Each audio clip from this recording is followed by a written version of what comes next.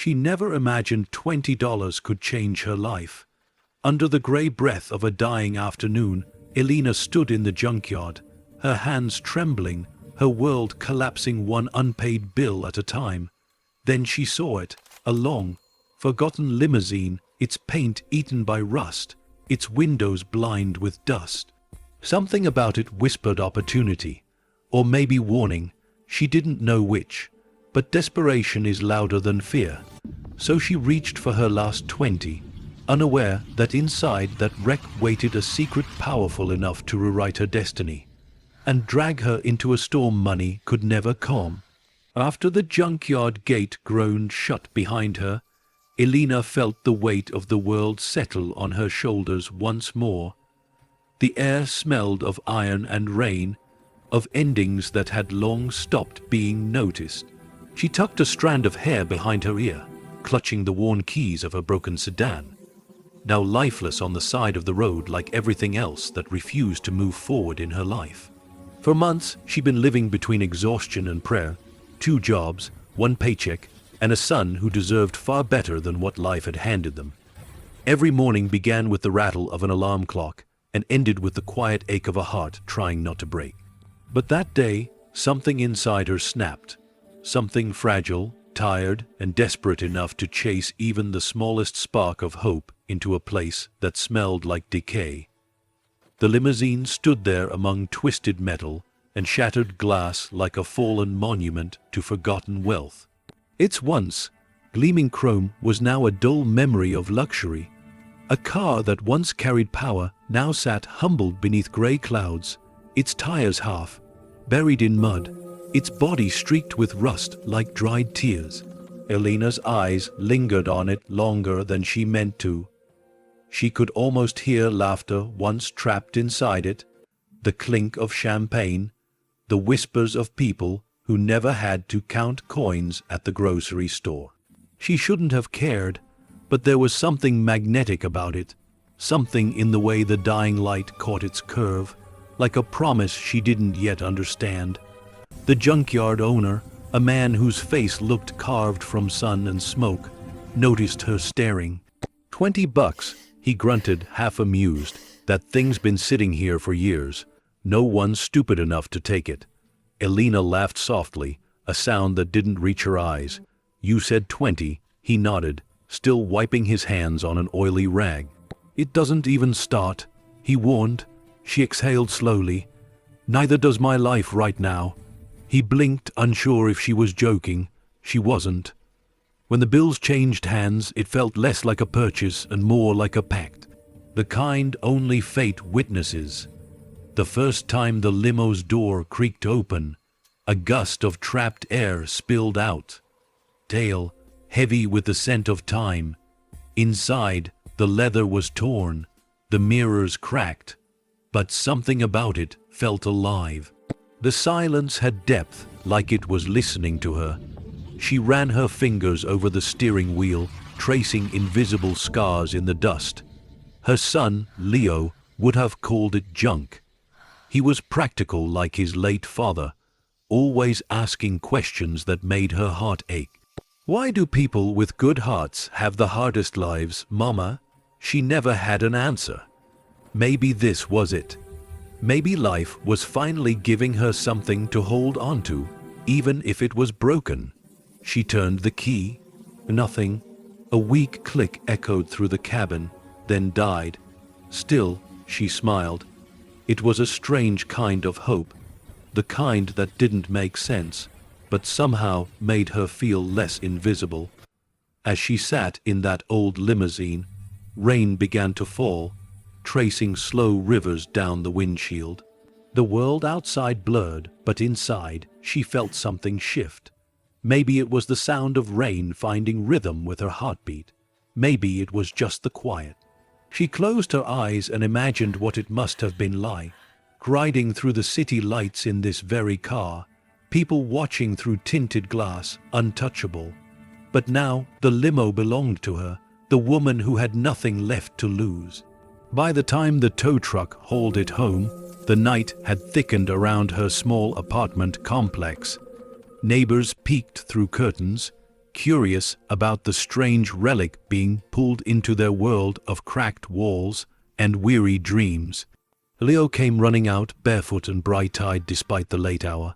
"Mom, what is that?" She smiled, brushing rain from his hair. "Our new ride," she said, half laughing at her own madness. He circled it like it was treasure and ghost combined. "It looks scary," he whispered. "Everything new does," she said softly. When the rain eased, Elena stood under the flickering streetlight, staring at a $20 miracle.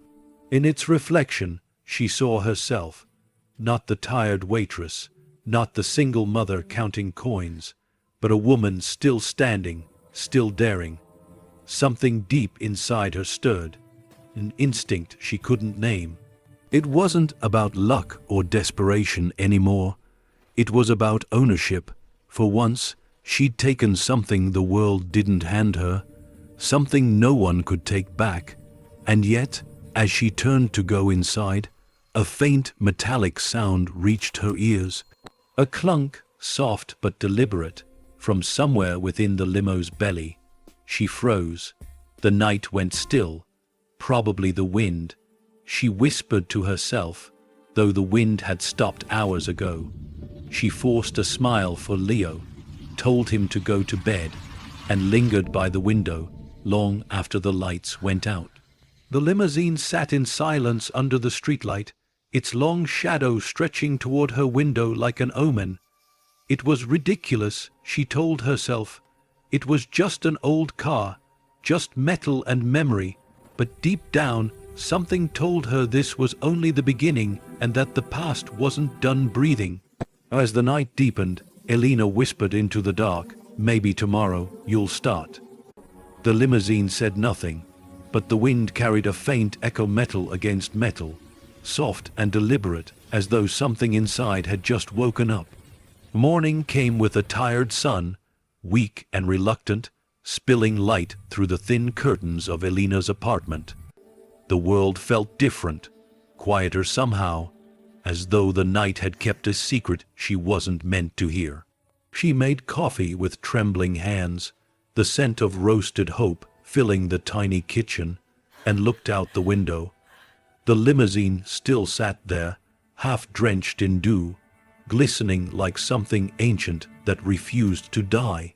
Its rust caught the morning light in copper streaks, and for a moment it almost looked regal again, like a fallen king remembering his throne. Leo shuffled in, his hair messy, his eyes still heavy with sleep. "You didn't dream it," he said, seeing the limo through the window. "It's really here." Elena smiled softly. "Yeah, I guess it is." They ate in silence, cereal for him, a cup of coffee for her, while the world outside started its routine hum. But her mind stayed tangled in the quiet pulse of that car, parked just outside, as if it was waiting for her. By noon, curiosity replaced hesitation. She slipped on her jacket and stepped into the sunlit chill, her boots crunching on gravel. The air around the limousine felt heavier than the rest of the street, like a patch of time that hadn't caught up. She opened the driver's door again. The hinges groaned in protest, a voice from a throat long unused. Dust shimmered in the sunlight as she brushed her hand across the dashboard. She noticed details she hadn't seen before. A small engraving on the steering wheel, faint initials scratched into the metal. MV, whoever that was, they'd left their mark behind, quiet and stubborn as a memory refusing to fade. Leo ran out to join her, barefoot again. "Can I sit inside? Only for a minute," she said, smiling. "It's old, be careful." He climbed in, pressing his hands against the cracked leather. "Why?" "Died. Mom, it smells weird." "That's what stories smell like," she said, half teasing, half believing it herself. When she turned the ignition again, the same click answered her, hollow and defiant.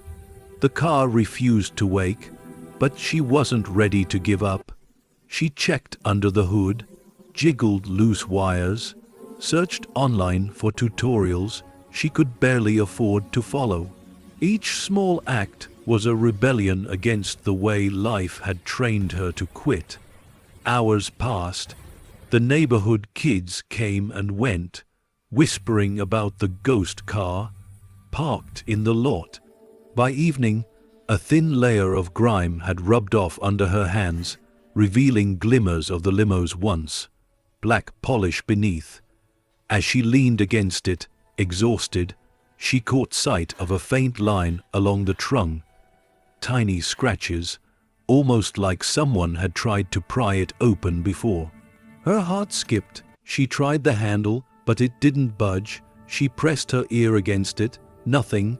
Then she heard it, a faint rattle, like something shifting inside. Her breath caught. Probably junk, she muttered. But even as she said it, she knew the sound wasn't random. It had rhythm, a pulse almost human in its persistence. That night, she dreamed of metal corridors and muffled voices, of footsteps echoing inside something hollow and vast. When she woke, her pulse was racing, her hands damp with sweat. She glanced at the window. The limo's shadow loomed in the orange glow of the streetlight, unmoving yet alive.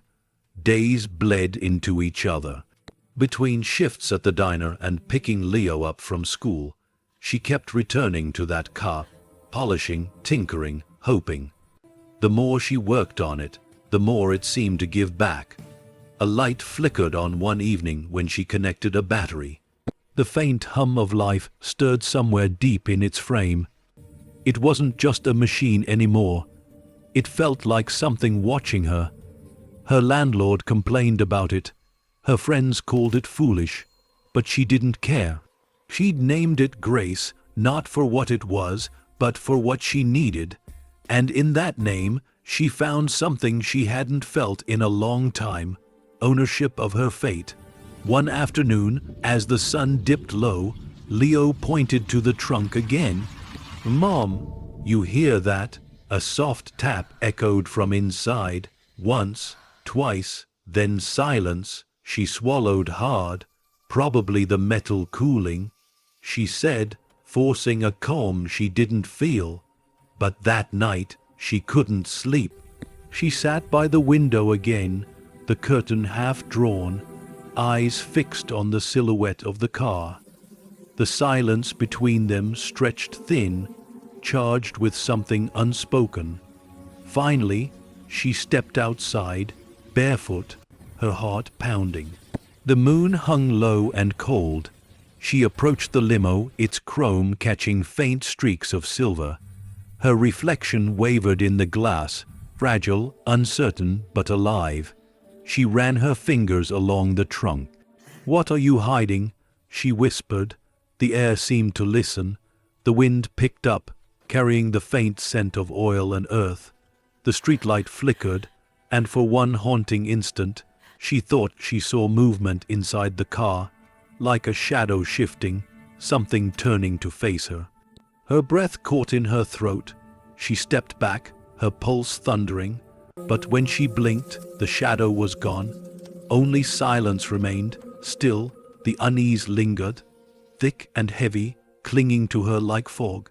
That night, she double-checked the locks, kissed Leo goodnight, and left the window curtains drawn. Yet even as sleep came, the faint metallic rattle played in her dreams like a clock counting down. In the distance, thunder rolled, a slow, heavy growl across the horizon, like the world itself warning her. But Elena, weary and stubborn, whispered into the dark, "Whatever's inside, I'll find it." And with that vow, the story began to turn, quietly, inexorably, toward a secret buried in steel and silence. As the night deepened, she didn't yet know the fortune that waited beneath that rusted metal. All she knew was that the limo had chosen her. After 3 restless nights, Elena couldn't ignore it anymore. The sound from the trunk had become part of her breathing, soft, rhythmic, as though something inside was alive and waiting. Every time she passed by the limo, her chest tightened, her imagination reaching into the unknown.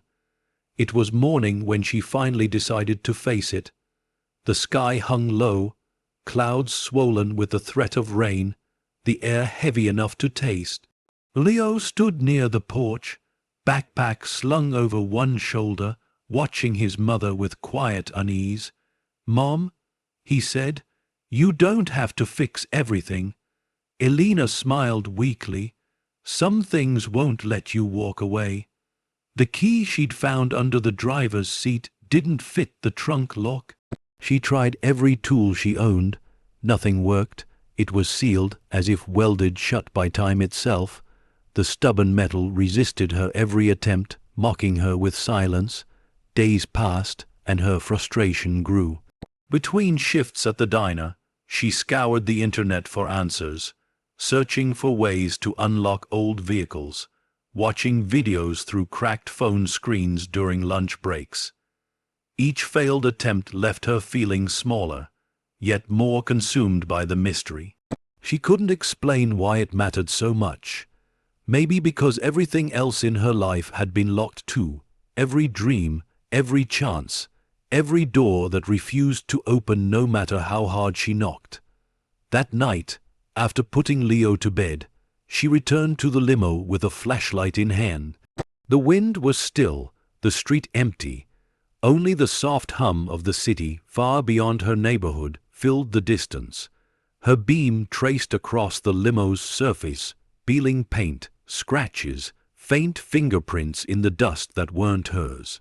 She froze. The prints were larger, smeared along the trunk's edge, fresh enough to stand out from the rest. Her heart skipped. Someone had touched it recently. She turned sharply, scanning the street. Nothing, just shadows and quiet. Still, she couldn't shake the feeling that she was being watched. When she looked back, her reflection in the limo's glass seemed off, eyes wider, darker, as if fear itself was looking back. She placed a trembling hand on the trunk. "What's in there?" she whispered. The metal was cold against her skin, pulsing faintly with the temperature of something trapped too long. She tried again to lift it, pressing, prying, whispering to herself just to fill the silence. Nothing.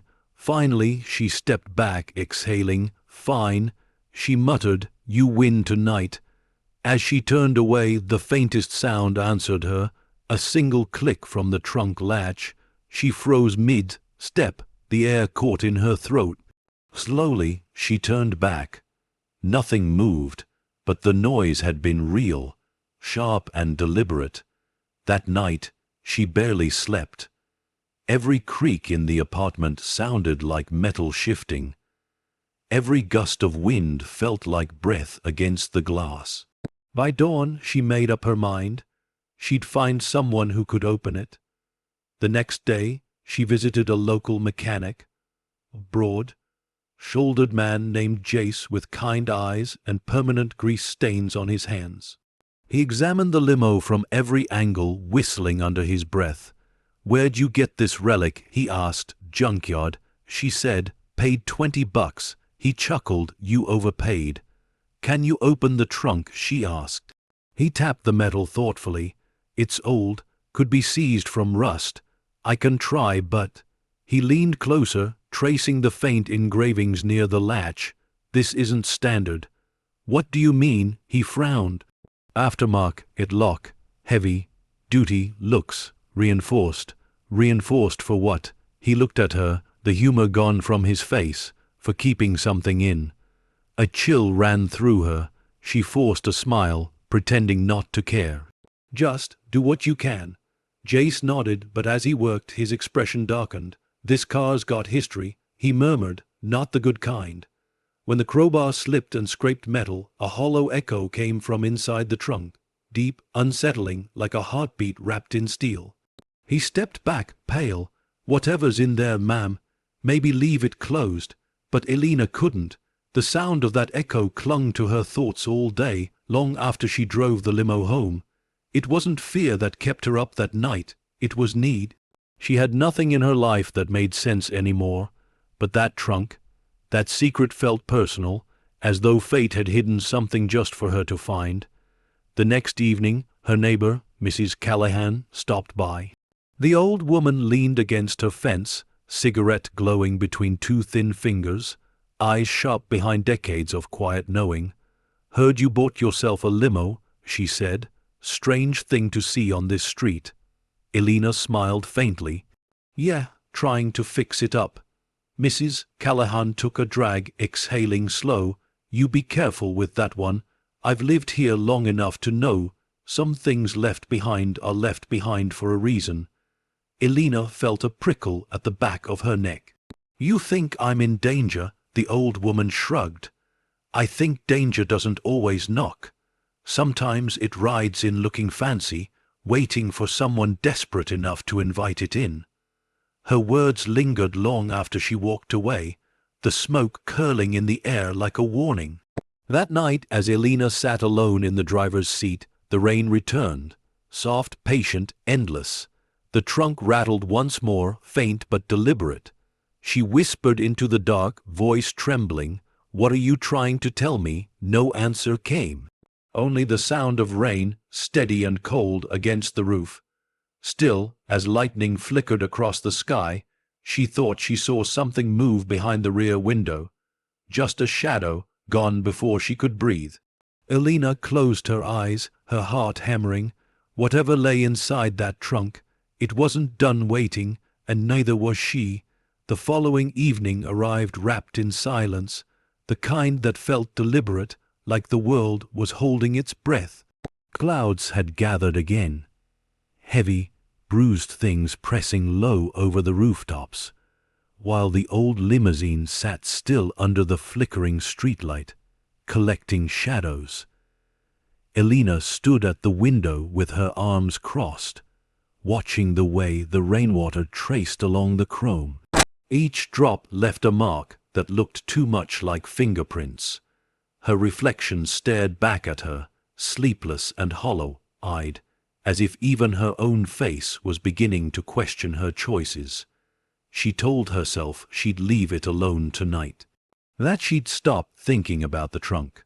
But lies whispered to yourself are the easiest to believe. By midnight, she was outside again. The street was empty. The hum of distant thunder rolled over the sky like the low growl of something ancient. She approached the limo with quiet, deliberate steps, flashlight in hand, her breath misting in the cold air. For a moment, she just stood there, listening. No rattling, no sound, only the soft ticking of rain dripping from the gutter. Then came the faintest noise, a thud, slow from inside the trunk. Her fingers tightened around the flashlight. "All right," she whispered, voice trembling but steady. "You want to play games? Fine." She set the light on the ground, its beam washing across the limo's rear end, and knelt beside the trunk. The lock gleamed faintly under the pale glow. Her reflection looked back, fractured through water droplets and rust. She tried the key again. Nothing. The same unyielding resistance. Frustration burned through her chest. She grabbed a screwdriver, wedged it beneath the latch, and twisted. Metal shrieked softly in protest, but held firm. Thunder cracked across the sky, loud, close, shaking the ground beneath her. For a split second, the flash of lightning illuminated her face, the limo, the whole street. And in that split second, she saw it, handprints. Fresh, wet handprints on the trunk, as though something inside had pressed out. Her breath caught. She stumbled back, flashlight beam jerking wildly across the car. The streetlight flickered once, twice, then went out. Darkness swallowed everything. The only sound left was rain, and the slow, deliberate rattle from within the trunk. Elena backed away, pulse hammering in her ears. She told herself it couldn't be real. It couldn't. Maybe the metal was shifting with temperature. Maybe the sound was from trapped air. Maybe, but then she heard it again.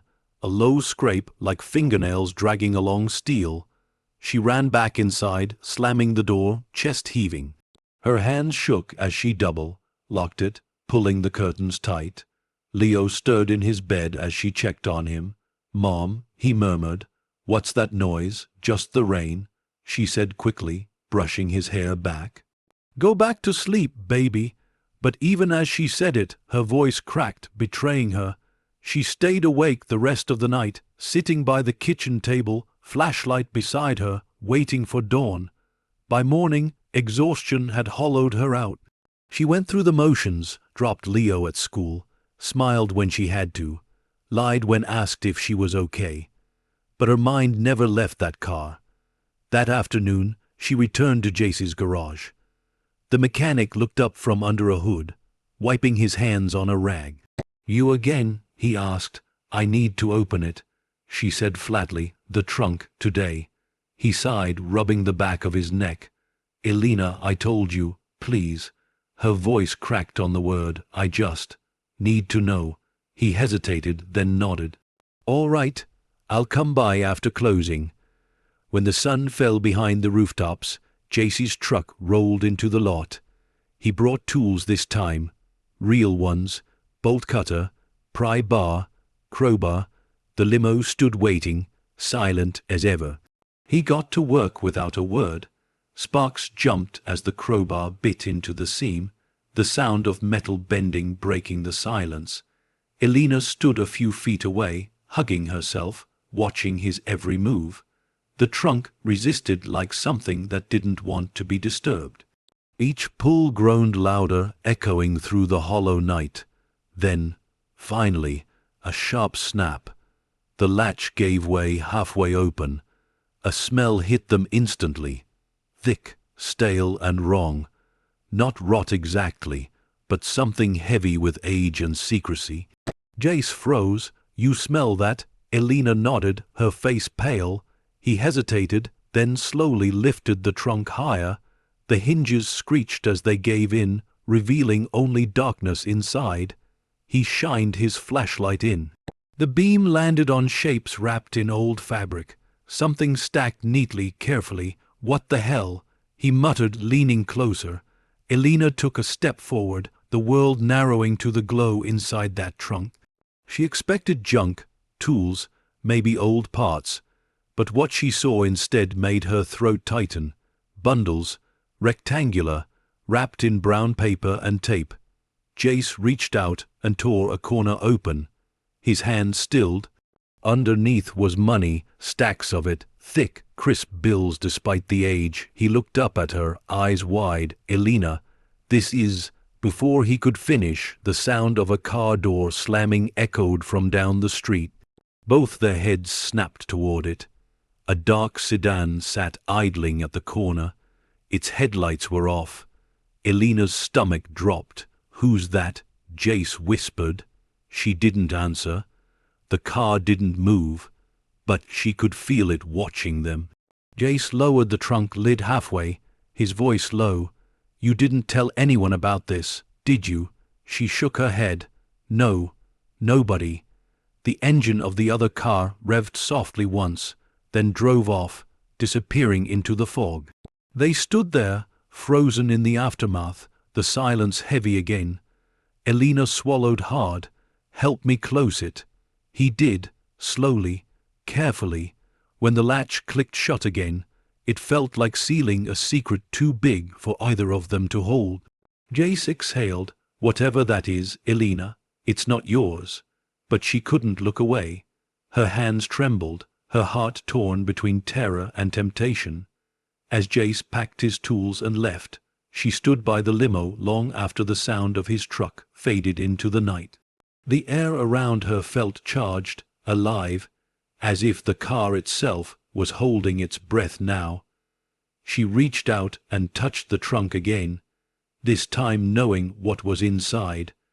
The cold metal seemed to hum beneath her palm, whispering of things too dangerous to dream about. She closed her eyes and let the weight of it settle. $15 million, hidden in plain sight. But beneath the awe was something colder, darker, and it whispered one truth louder than all the rest. Whoever put that money there was coming back for it. And when they did, they'd come for her too. As the night deepened, Elena stood in the glow of the streetlight, her reflection blurred against the polished metal. The fortune was real, but so was the fear. And in that fragile quiet between lightning and thunder, she understood her life would never belong to her again. The sun had barely risen when Elena stood again by the limo, its steel shell gleaming faintly under a sky of bruised gray. The world looked unchanged, but she wasn't. Sleep had been shallow, haunted by dreams of crumpled bills falling like rain, of hands reaching out from shadows to take them back. Now, as she faced the car, the truth pressed down on her like a weight she couldn't shake. The fortune was real, not imagined, not a fantasy born of hunger and hope. Real money, millions, hidden in the trunk of a car she bought for $20. Her fingers traced the trunk's edge, still stained from the night before. Jace's warning echoed in her head, "It's not yours." But the voice inside her, the one that had fought poverty, humiliation, and exhaustion, whispered something else. "You found it. Maybe this is what you were meant to find." For a long moment, she just stood there, torn between morality and survival. Then she did what she'd always done when fear tried to take her. She moved. Inside, Leo was sitting at the table, half-asleep over a bowl of cereal. "Mom, are you okay?" he asked softly. She smiled faintly. "Yeah, just thinking." He looked up, studying her face. "About the car?" She hesitated. "Yeah, you dream about it too?" he asked, his voice small. Her heart caught. "Why?" He shrugged. "I heard something last night, like voices from outside." Elena froze, spoon midair. Voices, two men, near the car. I looked, but they left when the light came on. The air in the room grew still. "Leo, next time. Don't go near it, okay? Promise me." He nodded, uneasy. "Promise." She kissed his forehead and sent him off to school, watching through the window until he disappeared around the corner. Only then did she go back to the limo. The air around it felt different, charged, almost humming. She opened the trunk slowly this time, her heart thudding in her chest. The smell hit her again, dry and metallic, mixed with something faintly sweet, like dust and age. Inside, the bundles of cash looked almost unreal in the daylight. Perfect stacks wrapped tight in paper, marked with faded seals. It wasn't random, it was organized, deliberate. She reached for one, her fingers trembling, and peeled back the wrapping. Fresh bills, pristine despite the years. She thumbed through them, hundreds all real. The edges rasped against her fingertips, soft and deadly. The weight of it made her knees weak. In her life, money had always been something distant, something she borrowed, counted, begged for, but never held. And now she was staring at more than she could imagine. $15 million. The thought hit her like lightning. It could change everything. Pay off every debt. Buy a home. Give Leo a future that wasn't built on struggle and broken promises. But then the darker thoughts crept in. Whose money is this? Why was it hidden? Who's missing it? She swallowed hard and backed away. From across the street, Mrs. Callahan's curtain shifted. Elena pretended not to notice. The old woman had been watching the car since day one, eyes sharp as razors. Elena closed the trunk and leaned against it, feeling the thrum of her heartbeat echo in her palms. She wanted to run, to forget it existed. But poverty leaves you with habits, counting, calculating, surviving. That evening, she spread the cash across her kitchen table, unable to stop herself. The light bulb above flickered as stacks of money filled the space where unpaid bills had once sat. The sight was surreal, beautiful, terrifying. She touched it gently, expecting it to vanish like smoke, but it didn't. It stayed, real, solid. She wrapped a small bundle in a plastic bag and hid it under the sink. Not much, just enough to test if it would circulate, if anyone would notice. At midnight, she lay in bed staring at the ceiling, listening to the wind outside. Every sound, footsteps, creaks, distant engines, made her flinch. The fortune had changed nothing and everything all at once. By morning, she'd made a decision. She drove to the next town over, wearing sunglasses and a calm she didn't feel. The bills in her purse felt heavier than stone. She stopped at a small gas station and bought a few groceries, just enough to see if the money would raise suspicion.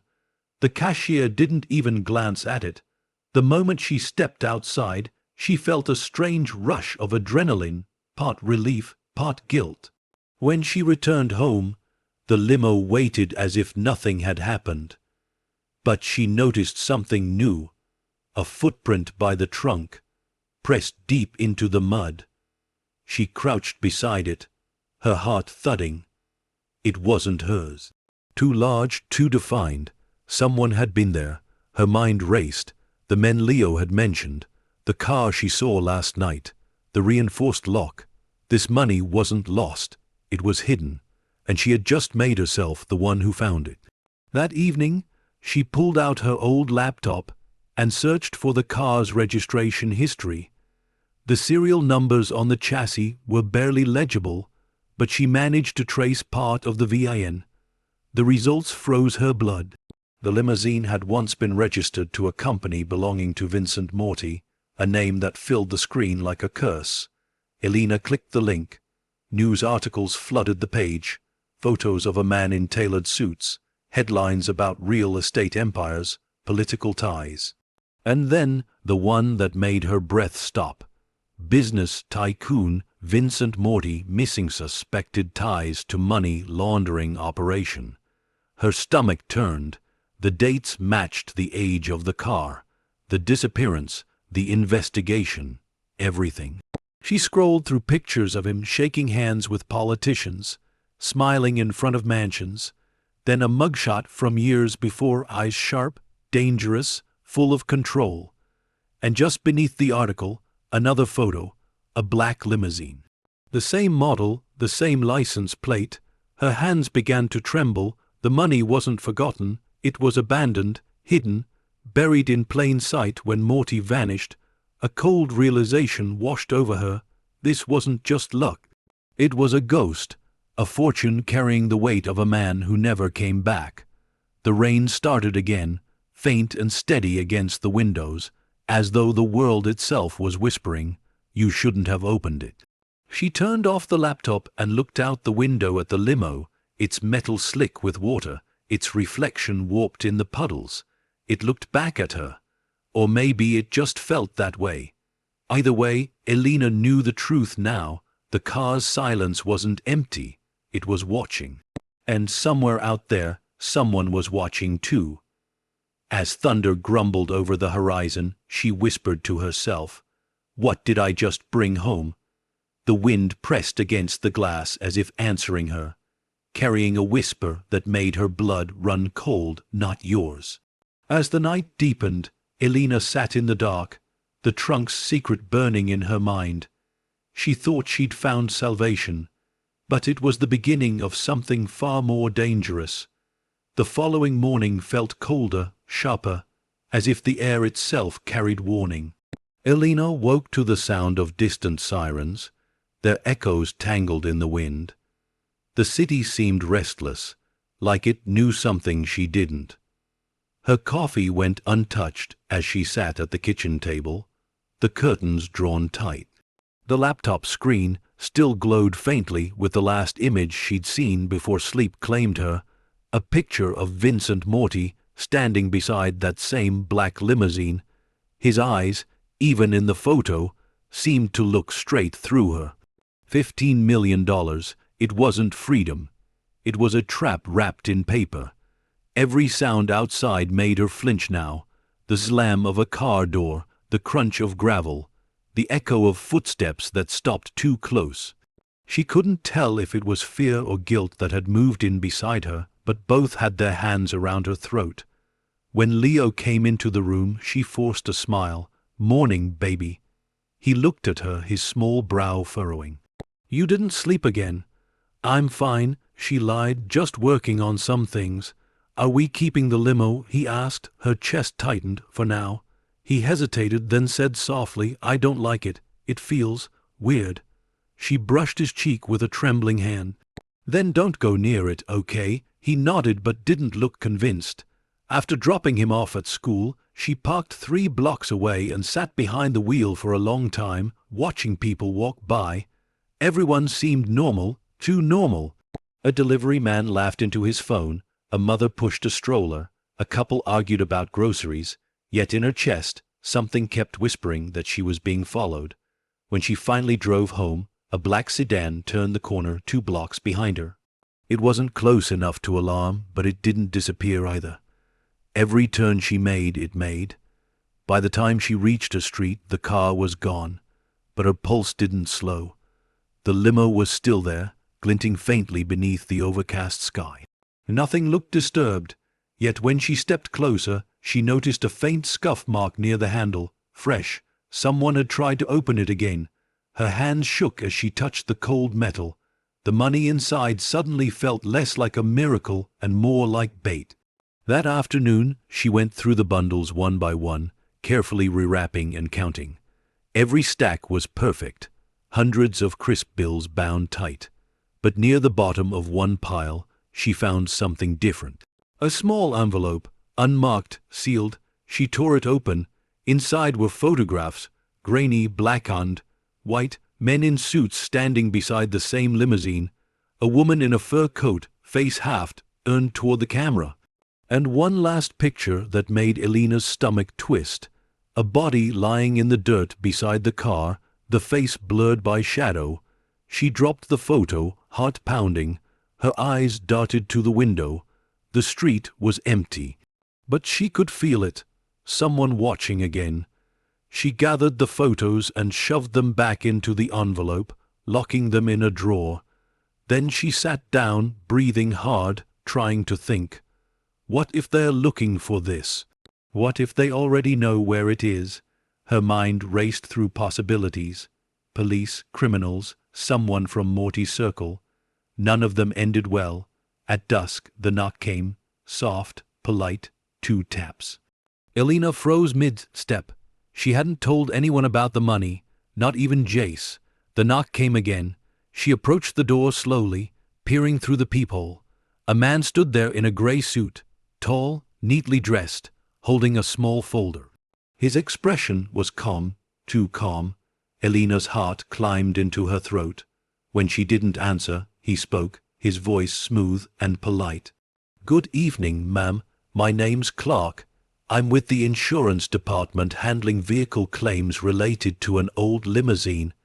We believe one matching your vehicle's description was recently reported found." Her pulse hammered. Insurance department? She didn't believe that for a second. She stayed silent. He waited, head tilted, then smiled faintly. "It's quite valuable, that car. Belonged to a very important client of ours. There's some unfinished business regarding it. If you'd like, I can help you resolve it quietly." Something about his tone chilled her. It wasn't a question. It was a warning dressed as courtesy. "I'm sorry," she said finally, forcing her voice steady. "You have the wrong person." His smile didn't fade. "No, ma'am, I don't think I do." Then he slid a business card under the door and walked away, his shoes clicking softly against the pavement. Elena waited until the sound faded completely before picking up the card. No company logo, no address. Just a name, Mr. Clark, and a single phone number. She turned it over. On the back, handwritten in clean ink, were 3 words, "You have it." Her breath caught. The card slipped from her hand. She didn't move for a long time after that. The air in the apartment felt different, thinner. Her heart raced with the certainty that this was only the beginning. That night, she bolted the door and checked on Leo twice. He slept peacefully, one hand curled beneath his cheek, unaware of the storm outside their small, fragile world. Elena sat by the window again, watching the limo through the blinds. Its surface reflected the weak glow of the streetlight, calm and still, betraying nothing. But somewhere deep in her gut, she knew every shadow now had eyes. Every silence had a listener. The fortune in that trunk had already begun rewriting her life, not with wealth, not with freedom, but with fear. As the night thickened around her and thunder rolled in the distance, Elena whispered into the dark, "What do you want from me?" The wind pressed against the glass in answer, cold and steady, and from the trunk of the limousine, faint but unmistakable, came a sound she would never forget, one soft, deliberate click, like a heartbeat reminding her it was still alive.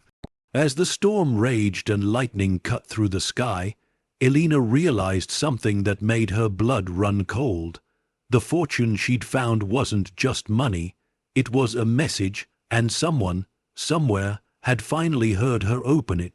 The morning, after the man in the grey suit, felt like waking in someone else's life. The air seemed thinner, her apartment smaller, and every sound sharper, like the world had taken on edges. Elena stared at the business card on her kitchen table. "You have it." The words bled into her thoughts until they became part of her breathing.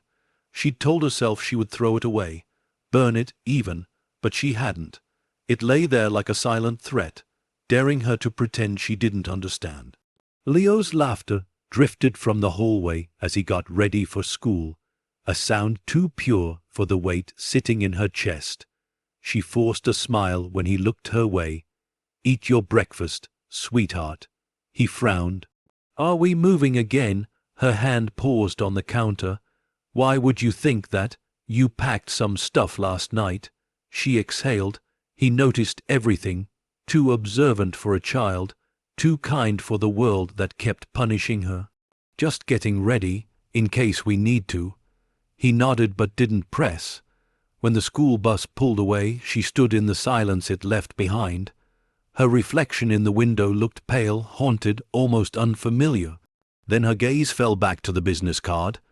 The number glared up like an open door she shouldn't step through, but she had to know. With shaking hands, she dialed it. 1 ring, 2, 3, click, Mrs. Ray's. A voice said smoothly. It wasn't a question. Elena's breath hitched. "Who is this? Let's not pretend. You have something that doesn't belong to you." Her throat tightened. "I don't know what you're talking about." "You do," the voice replied, calm but absolute. "And you're not the first to find it. But you could be the last if you're not careful." A pause, then the sound of faint static, like someone breathing on the other end. "That car has a history, Mrs. Ray's, a bloody one." The line went dead. Elena stared at the phone, her pulse thundering. The room felt smaller, the air colder. Somewhere outside, a dog barked, sharp and distant, breaking the stillness. She didn't know what frightened her more, the voice itself or how certain it sounded. By afternoon, she was back at her laptop, digging into the fragments she'd found before. Vincent Morty's empire stretched farther than she'd realize: real estate, shipping, offshore accounts. Every search led to another door, and behind every door more shadows. But then she found something new, a photograph in an archived newspaper article. The same limousine, parked behind a luxury hotel in 2015, the night before Morty's disappearance. The caption beneath it read, "Vehicle impounded as part of ongoing investigation into suspected embezzlement case." Except the report never mentioned what was found inside. Elena leaned closer to the screen, her pulse quickening. There were comments beneath the article, old forum posts, conspiracy theories, names she didn't recognize. But one comment, buried deep, caught her attention. They never found the driver. Her fingers froze on the keyboard. The driver. She scrolled further. Another post read, said he was going to disappear too. Heard rumors the limo carried more than money that night. What else? She whispered. Her search bled into hours. The sun dipped low, painting the world in sickly gold. Then she found a grainy photo of the driver, Marco Vidal. 34, former Marine, missing since the night Morty vanished. She stared at his face. A square jaw, kind eyes, the sort of man you'd trust without thinking. The initials engraved on the steering wheel. V. A chill rippled through her. Marco Vidal. She whispered the name aloud, and the room seemed to darken. Was the money his? Was he the one who hid it? Or had someone silenced him before he could speak? Her stomach turned as she remembered the faint smell that lingered in the trunk, metallic and old. The limo wasn't haunted by superstition. It was haunted by memory, As night fell, Elena sat outside, the cold air biting her skin. The limo gleamed faintly under the streetlight, rain streaking its surface like tears. She spoke softly, half to herself, half to whatever listened. "Who were you, Marco?" The wind shifted, rattling the leaves. A shape moved near the fence line. Quick, silent. She straightened, scanning the darkness. Nothing. Then a whisper of motion again, this time closer. Her pulse raced. She stepped toward the limo, pretending she didn't see it, that she was only checking the car. Her reflection rippled in the wet metal, distorted by raindrops. She bent near the trunk, listening. No sound, no heartbeat this time, but then, footsteps behind her. She spun, flashlight beam cutting through the dark. Empty yard, and yet she felt it. Someone standing just beyond the reach of the light, watching. Her voice trembled. "Who's there?" No answer, only silence thick as smoke. She backed toward the door, hand trembling on the knob. Before stepping inside, she looked once more at the limo.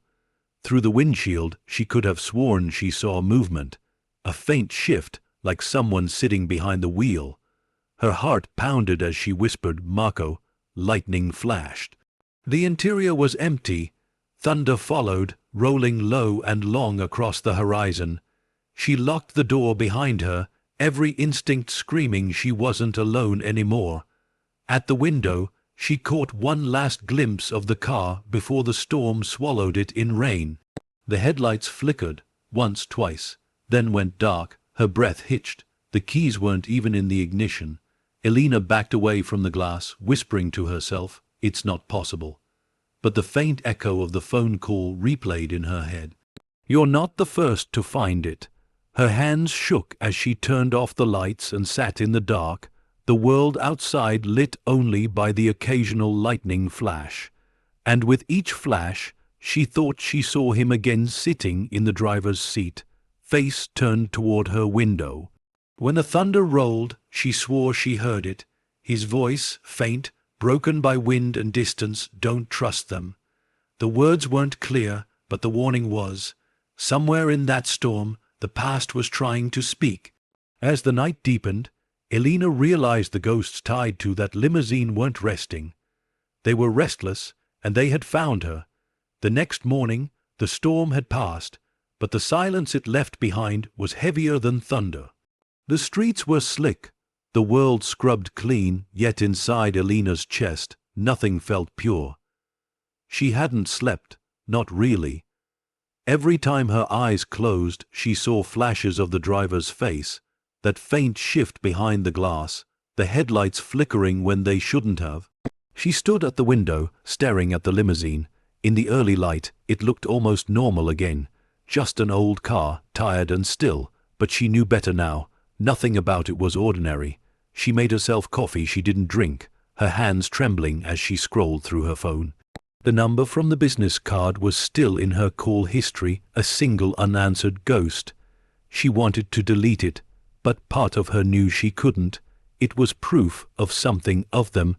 The question that haunted her most wasn't who was watching her anymore. It was who they thought she was. By noon, she couldn't take the waiting.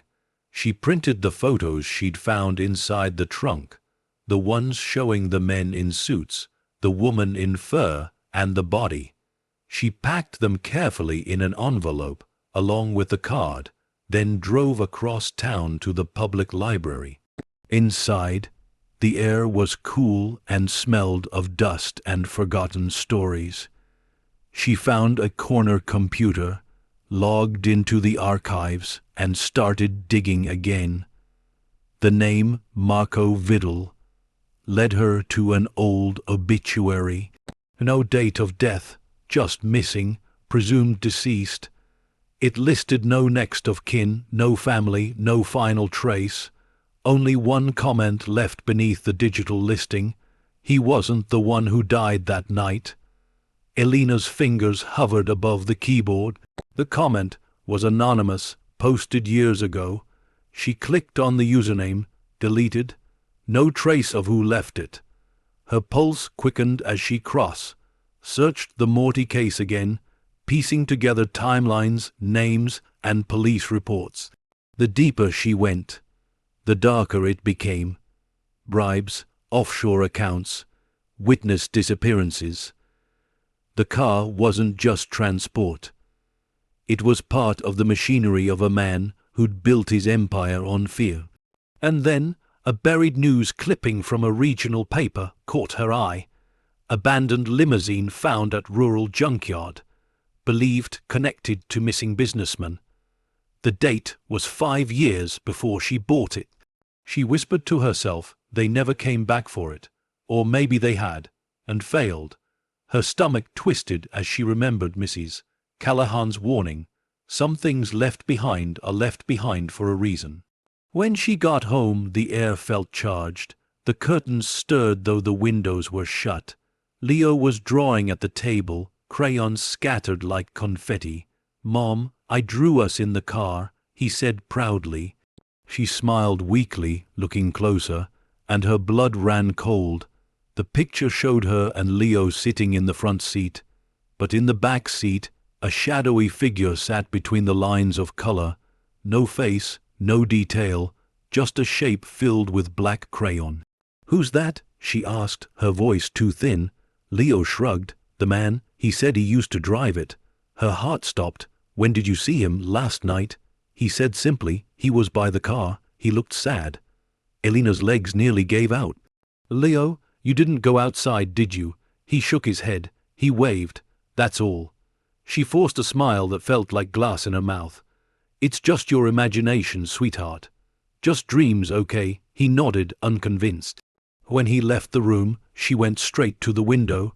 The limo sat in the same place. Nothing moved, no one there, and yet, when the breeze passed, she could have sworn she saw the faint imprint of a hand on the glass, on the inside. She backed away, her pulse racing. That night she dreamed again, of driving through endless dark roads, headlights flickering, the trunk rattling behind her. A voice whispered from the back seat, calm, sorrowful, "You weren't supposed to find it." She turned in the dream, but the seat was empty. Only the faint smell of gasoline and cologne lingered. When she woke, the clock read 3:33 a.m. The air was ice cold. Somewhere outside, a car engine purred, soft, idling, waiting. Elena slipped from bed and peered through the blinds. A black sedan was parked across the street. No lights, no movement. Her hands trembled as she reached for her phone, snapping a photo. The flash reflected off the sedan's windshield, and in that brief light she saw it, the man from the grey suit, sitting perfectly still behind the wheel. Watching her, the phone slipped from her grasp, clattering to the floor.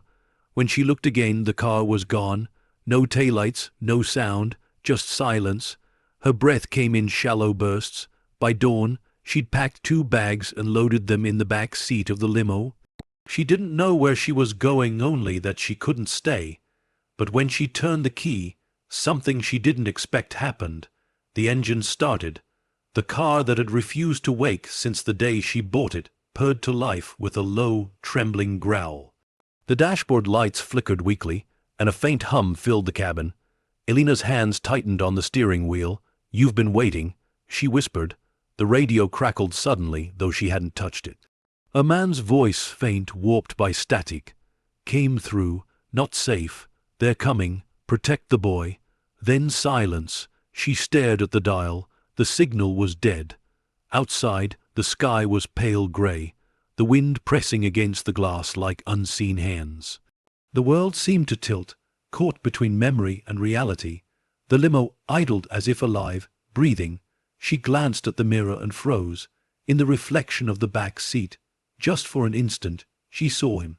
Marco Vidal, face pale, eyes solemn, looking straight ahead.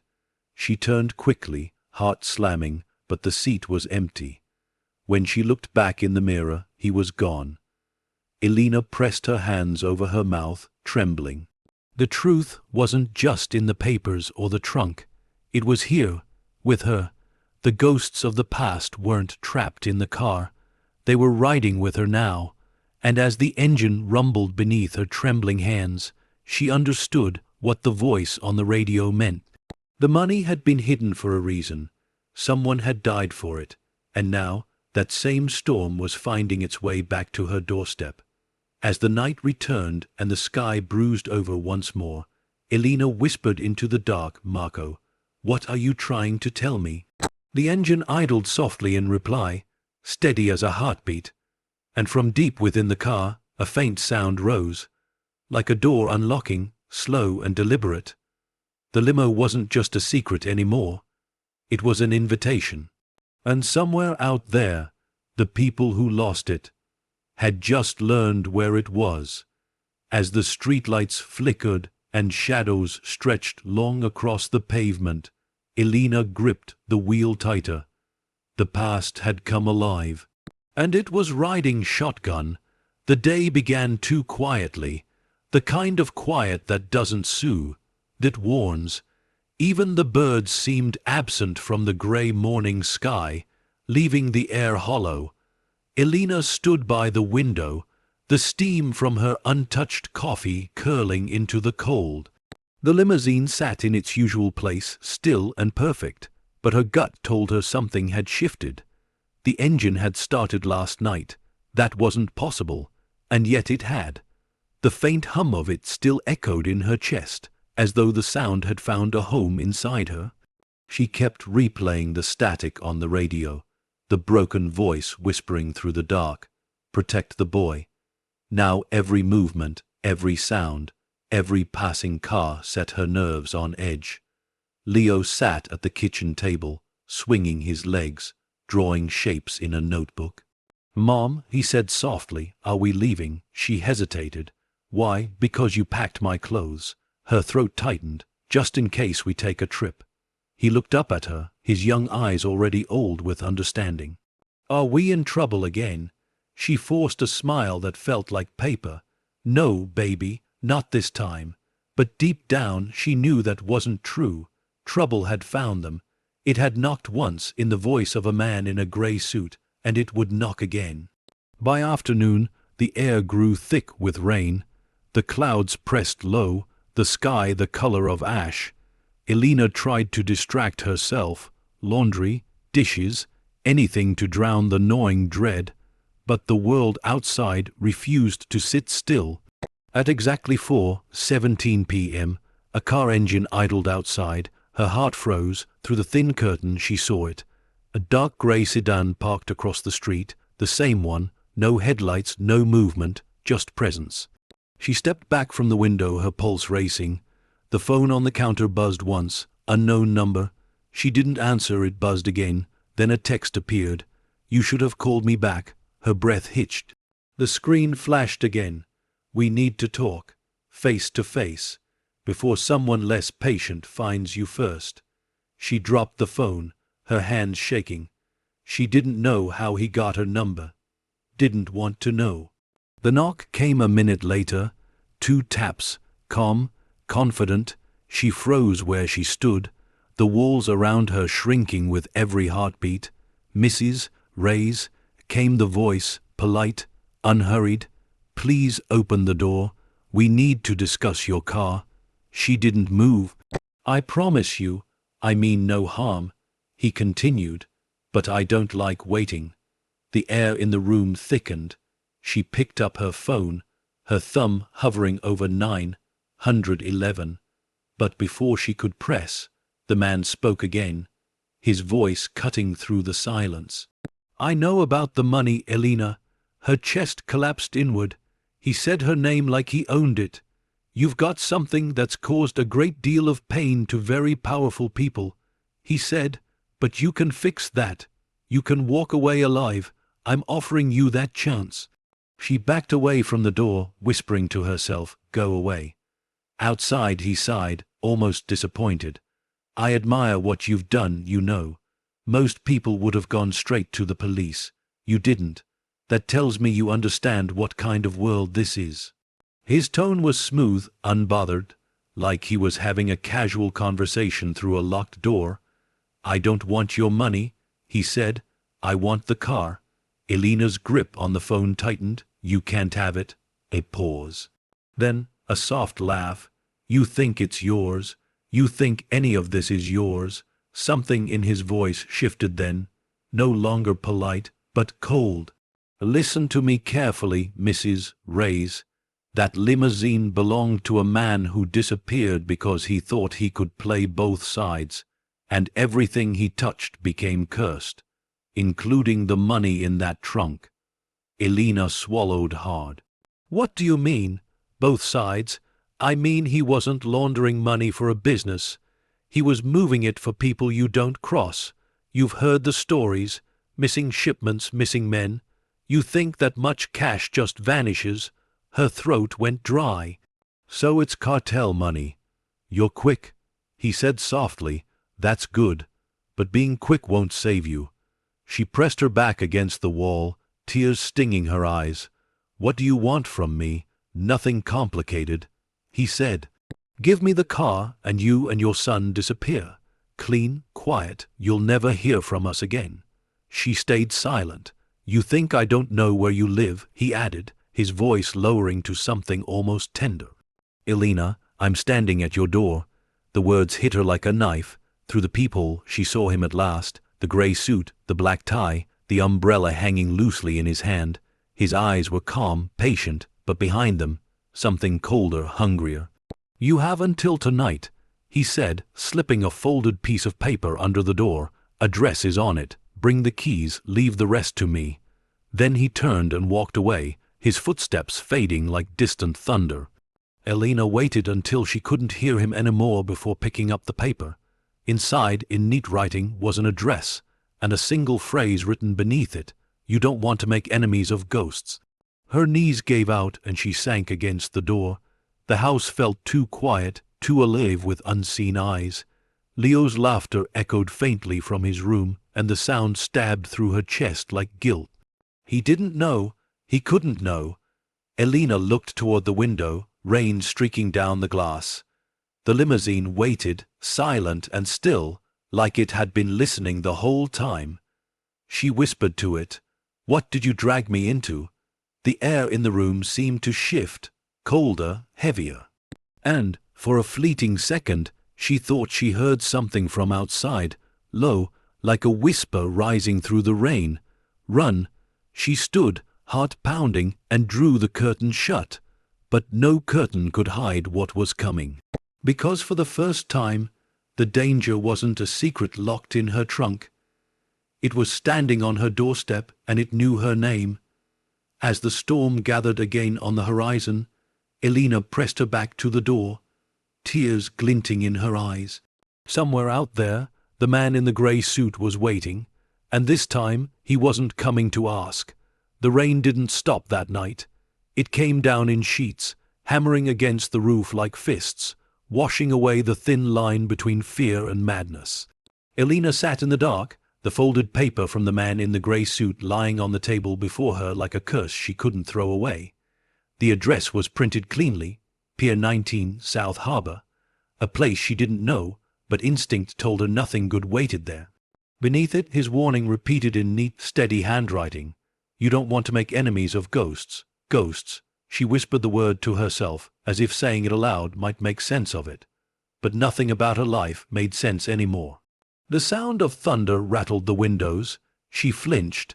Every shadow in the room seemed alive, every creak of the walls a footstep too close.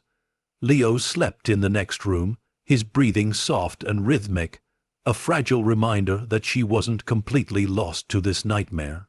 She glanced at his door. Whatever happened, she couldn't let it touch him. She checked her phone again. No new messages, no calls. Only that one number sitting in her history, silent and waiting. She should have gone to the police. She should have told someone. But the voice on the phone, the smooth certainty in his tone, played over and over in her mind. You're not the first to find it. She realized then that the man in the grey suit hadn't just been following her. He'd been following the car, and now he wanted to finish what someone else started. At midnight, she couldn't take the waiting anymore. She threw on a jacket, stepped outside, and crossed the narrow strip of pavement to the limo. The air was thick with the smell of wet metal. The street was quiet, too quiet. Even the dogs had stopped barking. She placed her hand on the cold surface of the door. The metal seemed to vibrate faintly beneath her palm, as though the car itself was breathing. Her reflection stared back at her, pale, haunted, unrecognizable. When she opened the door, the interior was darker than the night around it. She slid inside, her fingertips brushing the leather seats. The faint hum of the engine seemed to echo in her bones, though the key wasn't even in the ignition. She whispered to the empty air, "Marco, what did you hide?" No answer, only the soft patter of rain and the distant rumble of thunder. Then, from somewhere near the glove compartment, a faint metallic click. Elena's pulse quickened. She leaned forward and opened it. Inside, beneath old receipts and an empty cigarette pack, was a small cassette tape, label worn, barely legible. But she could make out the faded handwriting, M.V. Night Run. She stared at it, her breath catching, the initials again, Marco Vidal. Her shaking hands fumbled for the tape player built into the dash. It was old, but still intact. She slid the tape in. For a moment, nothing, then static. A deep voice came through, low, steady, tired. "If you're hearing this, it means I didn't make it." Elena froze, every part of her body going still. "They told me to drive south, keep moving, don't stop. The money wasn't supposed to be mine. It was insurance, collateral. I didn't ask questions, but I started to understand. You can't move that much cash without moving blood with it." The sound of the engine hummed faintly in the background, the same low growl she'd heard when her limo came to life. "If they find the car, they'll find you. Don't trust the man in the gray suit. He's not an investigator. He's not even one of them anymore. He's worse.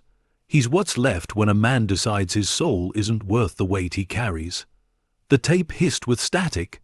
"Then if there's a woman and a child, tell them to run." The tape clicked off. Elena sat there, frozen, the rain outside now a deafening roar. Her mind spiraled. The man in the grey suit wasn't a messenger. He was the hunter, and she was his next target. She pulled the tape from the player and shoved it into her coat pocket. The storm lashed harder now, thunder cracking like the earth splitting in two. When she stepped out of the car, she saw it, the sedan again, parked at the end of the street. Headlights off, engine running, her heart leapt into her throat. She grabbed Leo's backpack from the porch, running inside. "Leo," she whispered, shaking him awake. "Sweetheart, get up, we have to go." He blinked, confused. "Mom, it's still dark." "I know, baby, please, just do what I say." She threw clothes into the bag, whatever she could reach, toothbrush, shoes, jacket. Her hands moved on instinct, shaking with adrenaline. Outside, the sedan's door opened. A figure stepped out, umbrella in one hand, something small and metallic in the other. A phone. The man raised it to his ear, turning toward her window. Even from this distance, she could feel the weight of his stare. She turned off the lights and pulled Leo close. "Stay quiet, don't move." They slipped through the back door, the rain swallowing their footsteps. Her old sedan was parked behind the apartment building, half hidden under the shadows of the alley. She shoved the bag inside and started the engine. For one terrible moment, it didn't turn over. Then, with a cough, it roared to life. She pulled out just as headlights flared behind her. The gray sedan followed. The streets blurred, passed in streaks of rain and fear. She didn't know where she was going, only away. Away from the life she'd built. Away from the ghosts now chasing her through the storm. Leo clutched her arm. "Mom, who is he?" Her voice trembled. "Someone who doesn't stop until he gets what he wants." The sedan stayed close, never speeding up, never falling back. It was a shadow, steady, patient. Finally, She turned sharply down a narrow road leading out of town, tires sliding across the wet asphalt. The headlights behind her vanished for a moment, then reappeared. "He's still coming," Leo whispered. "I know." Her eyes flicked to the rear-view mirror, and she froze. For just an instant in the reflection, she saw not one figure in the grey sedan, but two. The passenger looked straight at her, a pale face, dark eyes, Marco Vidal. She blinked and he was gone. The car behind her swerved suddenly, disappearing into the curtain of rain. Elena drove until her hands hurt, until the lights of the city were nothing but a distant shimmer swallowed by darkness. When she finally pulled over on an empty back road, her heart refused to slow. She sat in silence, gripping the steering wheel, listening to the ticking of the engine. Leo reached over, his voice trembling. "Mom, is it over?" She looked at him, the child she'd sworn to protect, and shook her head slowly. "No," she whispered, "it's just beginning." She turned to the backseat where the cassette tape rested beside her bag, faint droplets of rain clinging to its surface. The words of Marco Vidal echoed through her head, "Don't trust the man in the grey suit." Lightning flashed in the distance, slicing the horizon open. Elena started the car again. Whatever waited for her at the end of this road, truth, danger, or redemption, she knew there was no turning back. Because somewhere behind her, in the heart of the storm, the man in the grey suit was still following, and he wasn't coming for the money anymore. He was coming for her. As the night deepened, the wind howled through the broken trees, carrying with it a single truth that burned through her fear. The past wasn't chasing her. It was leading her exactly where it wanted her to go. The highway stretched endlessly ahead, black, wet, and silent. The world beyond the windshield looked like it was dissolving under the rain, melting into streaks of grey and silver. Elena's hands gripped the steering wheel so tightly that her knuckles glowed white under the faint glow of the dashboard. Leo slept in the back seat, curled against the duffel bag stuffed with hurriedly packed clothes. The hum of the tires on the slick pavement was the only sound between them, a heartbeat that wasn't human but somehow alive. It had been 2 days since the man in the grey suit last appeared. 2 days since the chase through the storm. 2 days since she'd stopped thinking of the money as a blessing. Now, it was something else entirely. Each mile felt heavier than the one before. The cash lay hidden in the trunk again, like a pulse waiting to restart. Every time she glanced at the rearview mirror, she half expected to see headlights emerge from the darkness behind her, a reminder that running didn't mean escaping. She'd told Leo they were taking a trip. Somewhere warm, she said, somewhere safe, but she didn't know where that was anymore. The road signs blurred past, Ashford 14 miles, then nothing but silence again. The cassette tape rested in the passenger seat, the one thing she hadn't thrown away. She hadn't listened to it again, but its words haunted her. Don't trust the man in the grey suit. She still didn't understand why. Who was he? Who was Marco Vidal to him? And why did it feel like the money wasn't the only thing that had been hidden in that car? Thunder rumbled somewhere far off, low and slow, like a warning that the storm wasn't done yet. Leo stirred in the back seat. "Mom," he mumbled sleepily, "where are we going?" "Someplace quiet," she said softly, eyes on the road. "We'll stop soon." He rubbed his eyes. "Are we running away?" She hesitated. "We're getting ahead." He was silent for a moment, then whispered, "From the man?" Elena's heart squeezed. "Yes, from the man." He nodded, too tired to ask more. By mid-morning, the rain had thinned to a mist. She pulled into a rundown diner off the interstate, a flickering neon sign barely holding on to life, a gravel lot halves, wallowed by weeds. Inside, it smelled of burnt coffee and bleach. A waitress with tired eyes poured her a cup before she even asked. "Long drive?" the woman asked. Her voice cracked from too many cigarettes.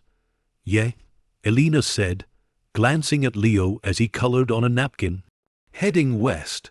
West is as good a direction as any, the waitress said with a half-smile. You running from something or to something? Elena froze mid-sip. The woman chuckled. Don't mind me. People only stop here when they're one or the other. Elena managed a faint smile. Maybe both. The waitress nodded knowingly, then left her alone. When Elena looked down at the napkin Leo was drawing on, her stomach turned. It was another picture of the limousine, but this time it wasn't empty. A dark figure sat in the back seat, its face smudged out, hands resting calmly on its knees. Leo, she whispered, why do you keep drawing him? He looked up, confused. Because he said we shouldn't be scared. She felt her pulse stutter. Who said that? The driver. Leo said simply. He said the grey man's not after the money. He's after what's in it. Elena went cold. What do you mean, what's in it? He shrugged. I don't know. He just said you'll understand soon. Her hand trembled around the coffee cup. When she looked outside, the limousine reflected in her mind like a phantom. Its trunk sealed again, its secrets buried but not gone. They left the diner within the hour, the sky clearing just enough to show a strip of sunlight between clouds. But the warmth didn't reach her. She couldn't stop thinking about what Leo said. What's in it? The money wasn't just cash, it was leverage, proof, maybe evidence of something far larger than Morty's crimes. Maybe something that could ruin the men still hunting her. The kind of secret people killed to keep buried. By nightfall, she pulled off the highway and found an old roadside motel. The kind that charged cash and didn't ask for names. The neon sign buzzed weakly, half the letters dead, spelling only MOL. The clerk didn't look up as she handed over the bills. Room 6. He muttered, sliding a key across the counter. No phones, no Wi-Fi, no trouble. Perfect, she said. Inside, the room smelled of damp carpet and fading lives. The wallpaper peeled in thin curls, and the single bulb flickered with every hum of passing trucks. But it was shelter. Leo climbed onto the bed, falling asleep almost instantly. Elena sat by the window, the cassette tape in her hands again, the edges worn smooth from her grip. Outside, the rain had stopped completely. The world was unnervingly still. She slipped the tape into a small portable player she'd found in a pawn shop days earlier and pressed play. Static. Then Marco's voice again, cracked, tired, human. If you're still listening, then you found it. I wanted to do the right thing, but you can't walk away clean once you've taken blood money. It stains you from the inside. Every mile, every breath. She leaned forward, eyes burning with tears. They said the money would buy silence, but silence is never free. If you've got the car, they're already watching. And if you've got the boy, the recording cut sharply, replaced by static. She hit the player desperate. No, no, no, come on. The tape hissed back to life for a split second. He doesn't know what he carries, protect him, please. Then it clicked off again, the tape spooling out with a faint metallic rattle. Elena sat frozen, her reflection flickering in the dark window. The boy, Leo, her mind spun. What did Marco mean? What could her son possibly be connected to? She pressed a shaking hand to her forehead, trying to piece together what didn't make sense. Unless the money wasn't what Marco was protecting. It was Leo. Her heart thudded painfully in her chest. It couldn't be. He was just a boy, her boy. But the words replayed over and over, her mind catching on the last phrase. He doesn't know what he carries. Was Marco talking about bloodlines? Hidden family? Something genetic? She didn't know. All she knew was that Marco's ghost and the man in the grey suit were circling around the same truth, and she was standing right in the center of it. She woke to the sound of gravel crunching outside, Her heart leapt. She reached for the flashlight, creeping to the window. A car idled at the edge of the parking lot. Black, no headlights, a silhouette stood beside it, umbrella in hand, the man in the gray suit. Even from a distance she knew it was him. The posture, the stillness, the way he made the night seem to bend around him. He stood there for a long time, watching her window, unmoving. Then, without a word, he raised his hand and pointed not at her, at the limo, the one parked just behind her room, invisible from the road, but not from him. Elena's breath caught. How did he find it? The man tilted his head, almost in pity. Then he turned, got back into the sedan, and drove off slowly into the dark. But his message was clear. He wasn't done. She sank to her knees beside the window, clutching the cassette to her chest, shaking. Leo stirred on the bed. "Mom," she wiped her tears and whispered, "It's okay, sweetheart, go back to sleep." But her voice was hollow, a shell of what it used to be. Because somewhere between the rain and the silence, she realized the truth that chilled her to the bone. They weren't running from the storm anymore. They were running inside it, and the only way out was through. As the night deepened, thunder rolled faintly across the horizon again, soft and slow, like the sound of something hunting. Elena sat there, eyes fixed on the limo's shadow, whispering to herself, "Marco, I'm still listening." The wind rose, carrying faint static across the empty road, a ghost's voice, almost lost in the air. Then keep driving. Dawn came slowly, bleeding into the room like a reluctant truth. Pale light crept across the cracked walls of the motel, spilling over Leo's sleeping form, over the suitcase at the foot of the bed, over the cassette player still resting beside her hand. Elena hadn't slept. Her body was still, but her mind was a storm that refused to die down. She replayed the tape's final words in her head. "He doesn't know what he carries. Protect him." Leo stirred in his sleep, his small hand twitching as if chasing something unseen. His innocence hurt her now. It was a mirror to everything she'd lost in herself. She wanted to believe Marco's warning meant nothing, that it was a ghost's final riddle. But her heart refused to accept that. Something tied them to this money, something deeper than accident. Outside, the wind pressed against the windows like breath. She stood and parted the curtain a few inches. The lot was empty. The man in the grey suit was gone, or pretending to be. The limousine sat quietly behind the room, gleaming faintly beneath the early light, a monument to the choices that had rewritten her life. She whispered to herself, "No more running," but her hands shook as she said it. By mid-morning, she'd loaded the trunk again, leaving the motel key on the nightstand. And Leo rubbed his eyes as he climbed into the back seat. "Where now?" he asked. She glanced at him in the mirror, trying to sound sure. "Someplace safe, somewhere we can think." He nodded sleepily, trusting her because he always had. That trust cut her deeper than fear ever could. They drove west. The highway unspooled before them in long ribbons of silence, the sun breaking through clouds for the first time in days. The world looked new, but her chest felt heavy, like she was carrying a secret too big for her small frame. At a gas station on the edge of nowhere, she filled the tank while Leo browsed snacks inside. Her eyes swept the horizon. Flat land, no movement, just the whisper of wind through dry grass. For a moment, she almost felt normal. Then she noticed the security camera above the pump. The red light blinked once, then twice, then stopped. Her breath caught. Inside the car, she could hear faint static from the cassette player even though it was turned off. A whisper of sound, low and fractured, like a radio struggling to find signal. "Elena?" Her blood ran cold. She glanced at the device. It wasn't plugged in. The tape wasn't even inside. "Marco," she whispered before she could stop herself. The static flared, then vanished.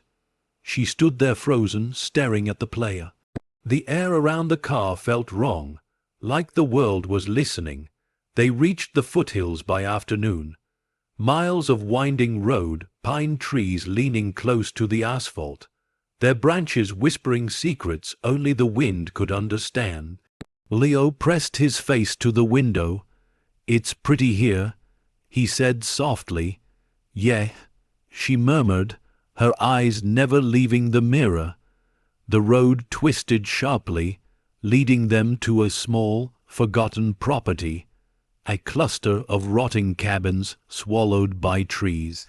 A weathered sign leaned crooked against the gate. "Foreclosed, keep out." Perfect. She parked behind one of the cabins, out of sight. The silence felt heavier here, like the woods themselves were holding their breath. Leo wandered to the edge of the porch, staring into the trees. "Can we stay here, for now?" she said. When she opened the trunk to grab the bag, her gaze fell on the cash again, stacks of it, silent and waiting. The sight no longer stirred greed, only dread. The money had stopped looking like salvation.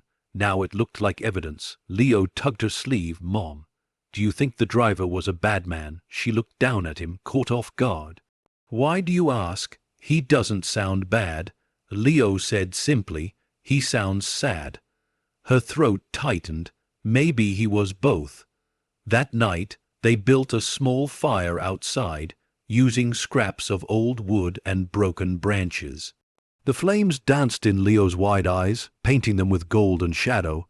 "Tell me a story," he said softly. She hesitated. "What kind?" "The kind where someone finds something and doesn't know it's magic yet." Elena smiled faintly. "All right." Her voice trembled as she spoke, weaving a story about a boy who found a key that opened doors to both dreams and nightmares. As she told it, the wind whispered through the trees, bending the flames like they were listening too. When she finished, Leo was asleep beside the fire, his small hand still curled around hers. She stared at the dark outline of the limousine parked just beyond the trees. Its windows caught the firelight, gleaming faintly, almost alive. And in the reflection of its windshield she saw movement, a silhouette in the driver's seat. Her heart stopped. She blinked. But the shape didn't vanish.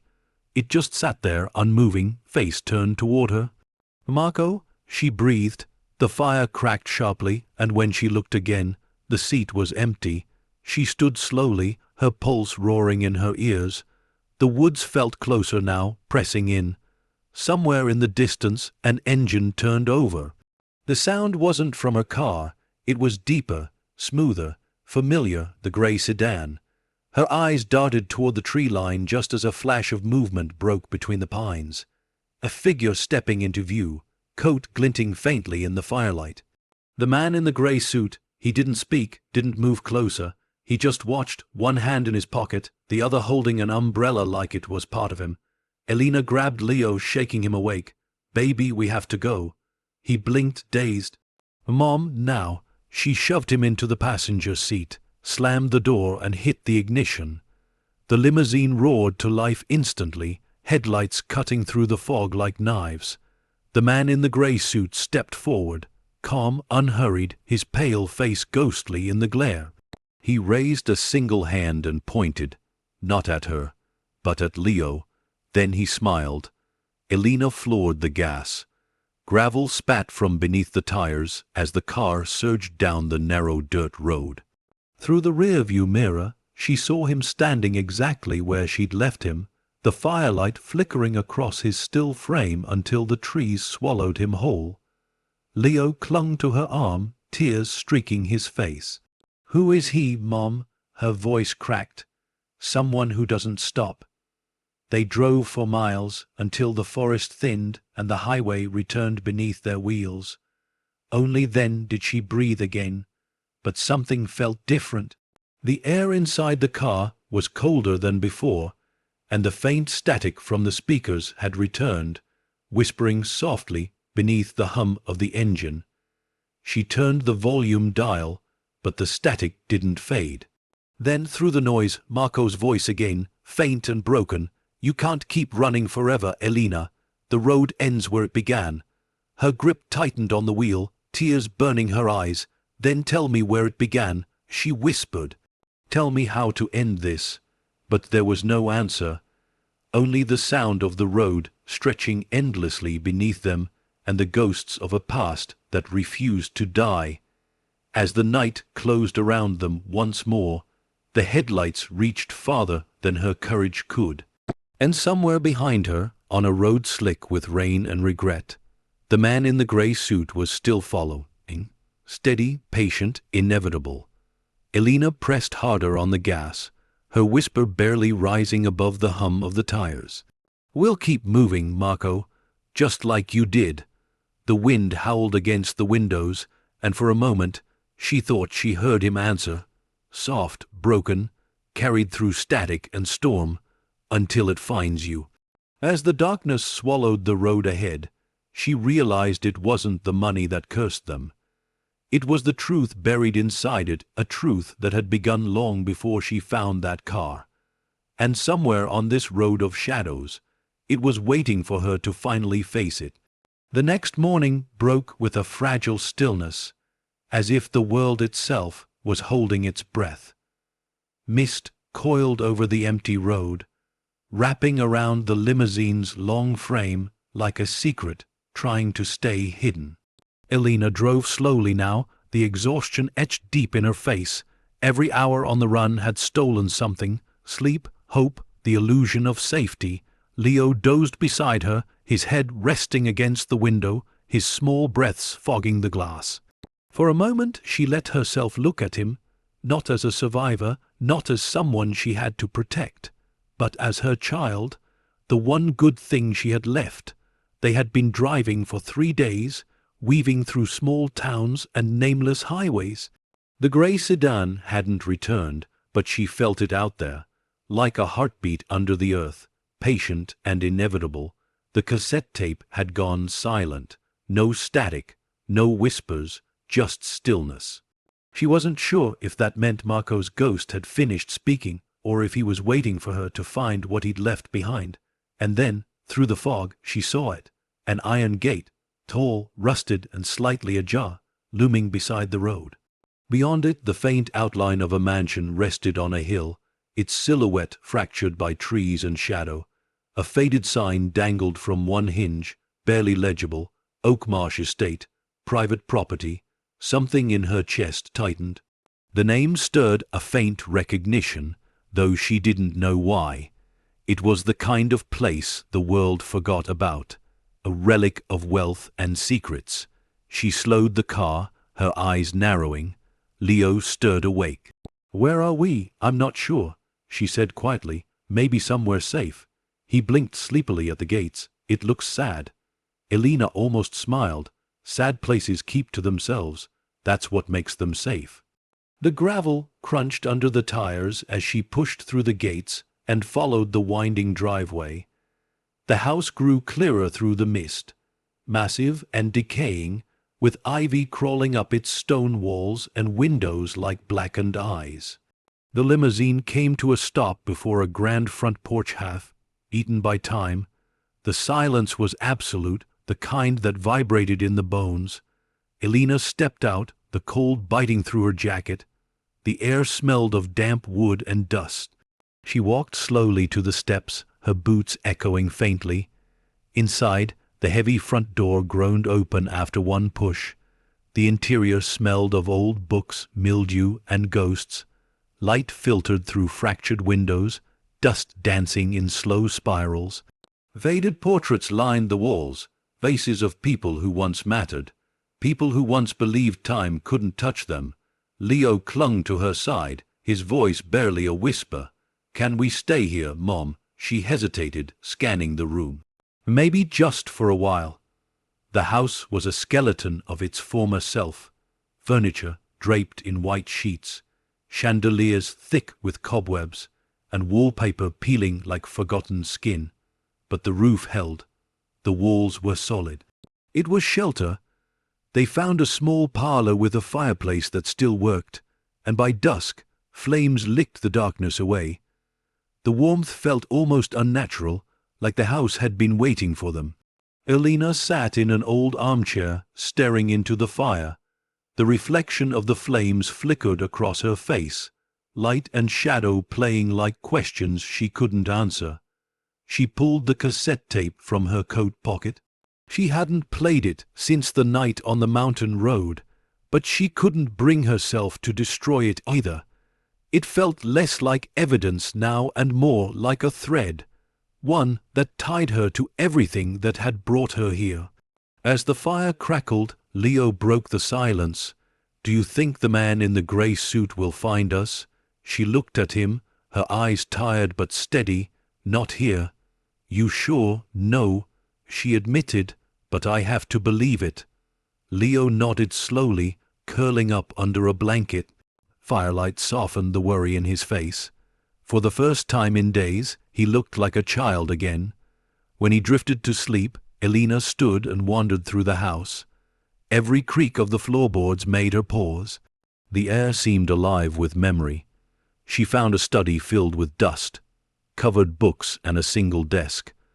On it lay an old radio, silent, rusted, but strangely familiar. She brushed her fingers over it, feeling the grooves of its surface. For a fleeting moment she thought she heard something, a faint hum, the whisper of static, but when she pressed the dial nothing came. The silence returned, heavier than before. Later she stepped outside, the night colder than the fire had promised. The mist had thickened again, swallowing the world beyond the gate. The limousine sat quietly under a veil of moonlight, its chrome edges glowing faintly like a living thing. She approached it slowly, her breath visible in the freezing air. The headlights reflected her face back at her, fractured by the mist. She rested her palm against the hood. "You've taken us this far," she whispered. "Don't let it end here." For a moment, she imagined she heard the soft hum of the engine beneath her hand. Steady, protective, alive. Then she saw it, a faint glow from the trunk. Her heart stopped. She stepped back, eyes locked on the shimmer seeping through the seam of the lid. Golden, pulsing faintly like light trapped inside. Her first instinct was to run, but something held her there, an invisible pull. She reached out slowly, pressing her hand against the trunk. The light dimmed at her touch, fading into nothing. She exhaled shakily, the fog of her breath mingling with the mist. "What are you?" she whispered. The wind answered her with a low, mournful sigh through the trees. When she turned back toward the house, a shadow flickered across the porch. Someone, or something, was standing there. She froze. Leo, no reply. The figure moved slightly. A man's silhouette, tall, motionless, his face lost in the dark. Her breath hitched. "Who's there?" The silence stretched thin. Then a familiar voice, faint but calm, cut through it. "You shouldn't have come here." Her stomach dropped. "Marco," she whispered, but the porch was empty. The wind howled suddenly, slamming the front door open. The fire inside guttered, throwing the shadows wild across the walls. Elena ran back into the house, slamming the door shut behind her. The room smelled faintly of rain and gasoline. Leo stirred on the couch, blinking in confusion. "Mom," she forced her voice steady. "It's nothing, sweetheart, just the wind." But she knew better. The house wasn't empty. Something else had found them, and it had been waiting longer than she could imagine. As she sat beside her son, holding him close, the fire hissed softly. In the faint reflection of the window, the limousine's trunk gleamed again, just once, faint as a dying heartbeat. Elena closed her eyes, whispering to the dark, "Please, not tonight." But outside, beyond the broken gate and sleeping trees, the past was already moving closer, its footsteps soft, its eyes patient. And as the night deepened around the estate, the line between the living and the dead began to blur. The storm returned before dawn. Wind pressed against the cracked windows of Oakmarsh like a restless spirit, and the rain came down hard, drumming on the roof with the rhythm of a warning. The estate seemed to breathe with it, each creak and sigh of its aging bones echoing through the halls like whispered words in another language. Elena hadn't slept. She sat in the parlor, staring at the dying embers in the fireplace. The orange glow pulsed faintly against her face, casting deep shadows beneath her eyes. She had been listening, really listening, to the silence that filled the house between gusts of wind. It wasn't empty. It was layered, heavy, alive. Every so often, she thought she heard footsteps in the hallway above her. Soft, deliberate, too slow to be her imagination, too rhythmic to be the house settling. The first time, she'd grabbed the fire poker and crept upstairs.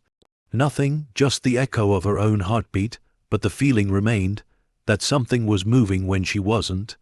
Leo slept on the couch nearby, his small frame wrapped in an old blanket, his face illuminated by the fading fire. He looked peaceful, untouched by the fear that gripped her every time the house exhaled. Elena whispered under her breath, "You said it was safe here." But even as she said it, she wasn't sure who she was speaking to: Marco, the car, or the broken piece of herself that still believed safety was something that could be found. By morning, the rain softened into mist. The world outside looked like a painting half erased. The air in the house felt colder than before, dense and watchful. Elena moved through the rooms quietly, her flashlight beam sweeping across faded wallpaper and dust-caked portraits. Each face seemed to follow her, their painted eyes reflecting the narrow light with something too close to recognition. In the kitchen, a half-open door led to the cellar. She hadn't noticed it before. The air that drifted up from it was different, damp, metallic, and faintly sour. A thought struck her, an instinct she didn't want to acknowledge, but she found herself descending anyway. The stairs groaned under her weight, each step echoing into the darkness. The smell grew stronger, old metal, oil, and something that made her stomach twist. At the bottom, her flashlight caught the edge of something covered by a tarp. She hesitated, then pulled it back. The beam fell across metal. Polished, familiar, a car door. Her pulse thundered. It was the same model as the limousine, an older twin, half dismantled, its frame rusting into the stone floor. Tools lay scattered around it, frozen mid-repair. Whoever had been working down here never finished. She ran her hand over the surface, dust coating her fingers. Her light caught something carved into the metal, tiny initials scratched by hand. M.V. Elena staggered back. Marco had been here. The realization hit her like a shock. The estate wasn't random. It wasn't a coincidence. This was his place. But what had he been building or hiding here? Her light caught something else then. A set of papers pinned to the wall beside the car.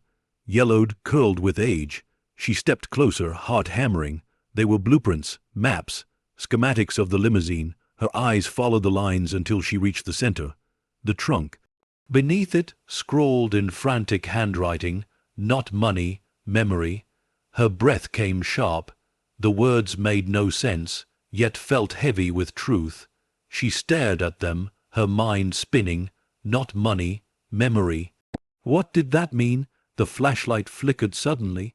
The air in the cellar shifted, colder. Behind her, a soft metallic sound rang out. One single, slow click, like a latch closing. She spun around, light trembling in her hand. The sound came again, closer this time. "Who's there?" she whispered. Only the silence answered. Then, from the corner of the room, the faint hum of static began.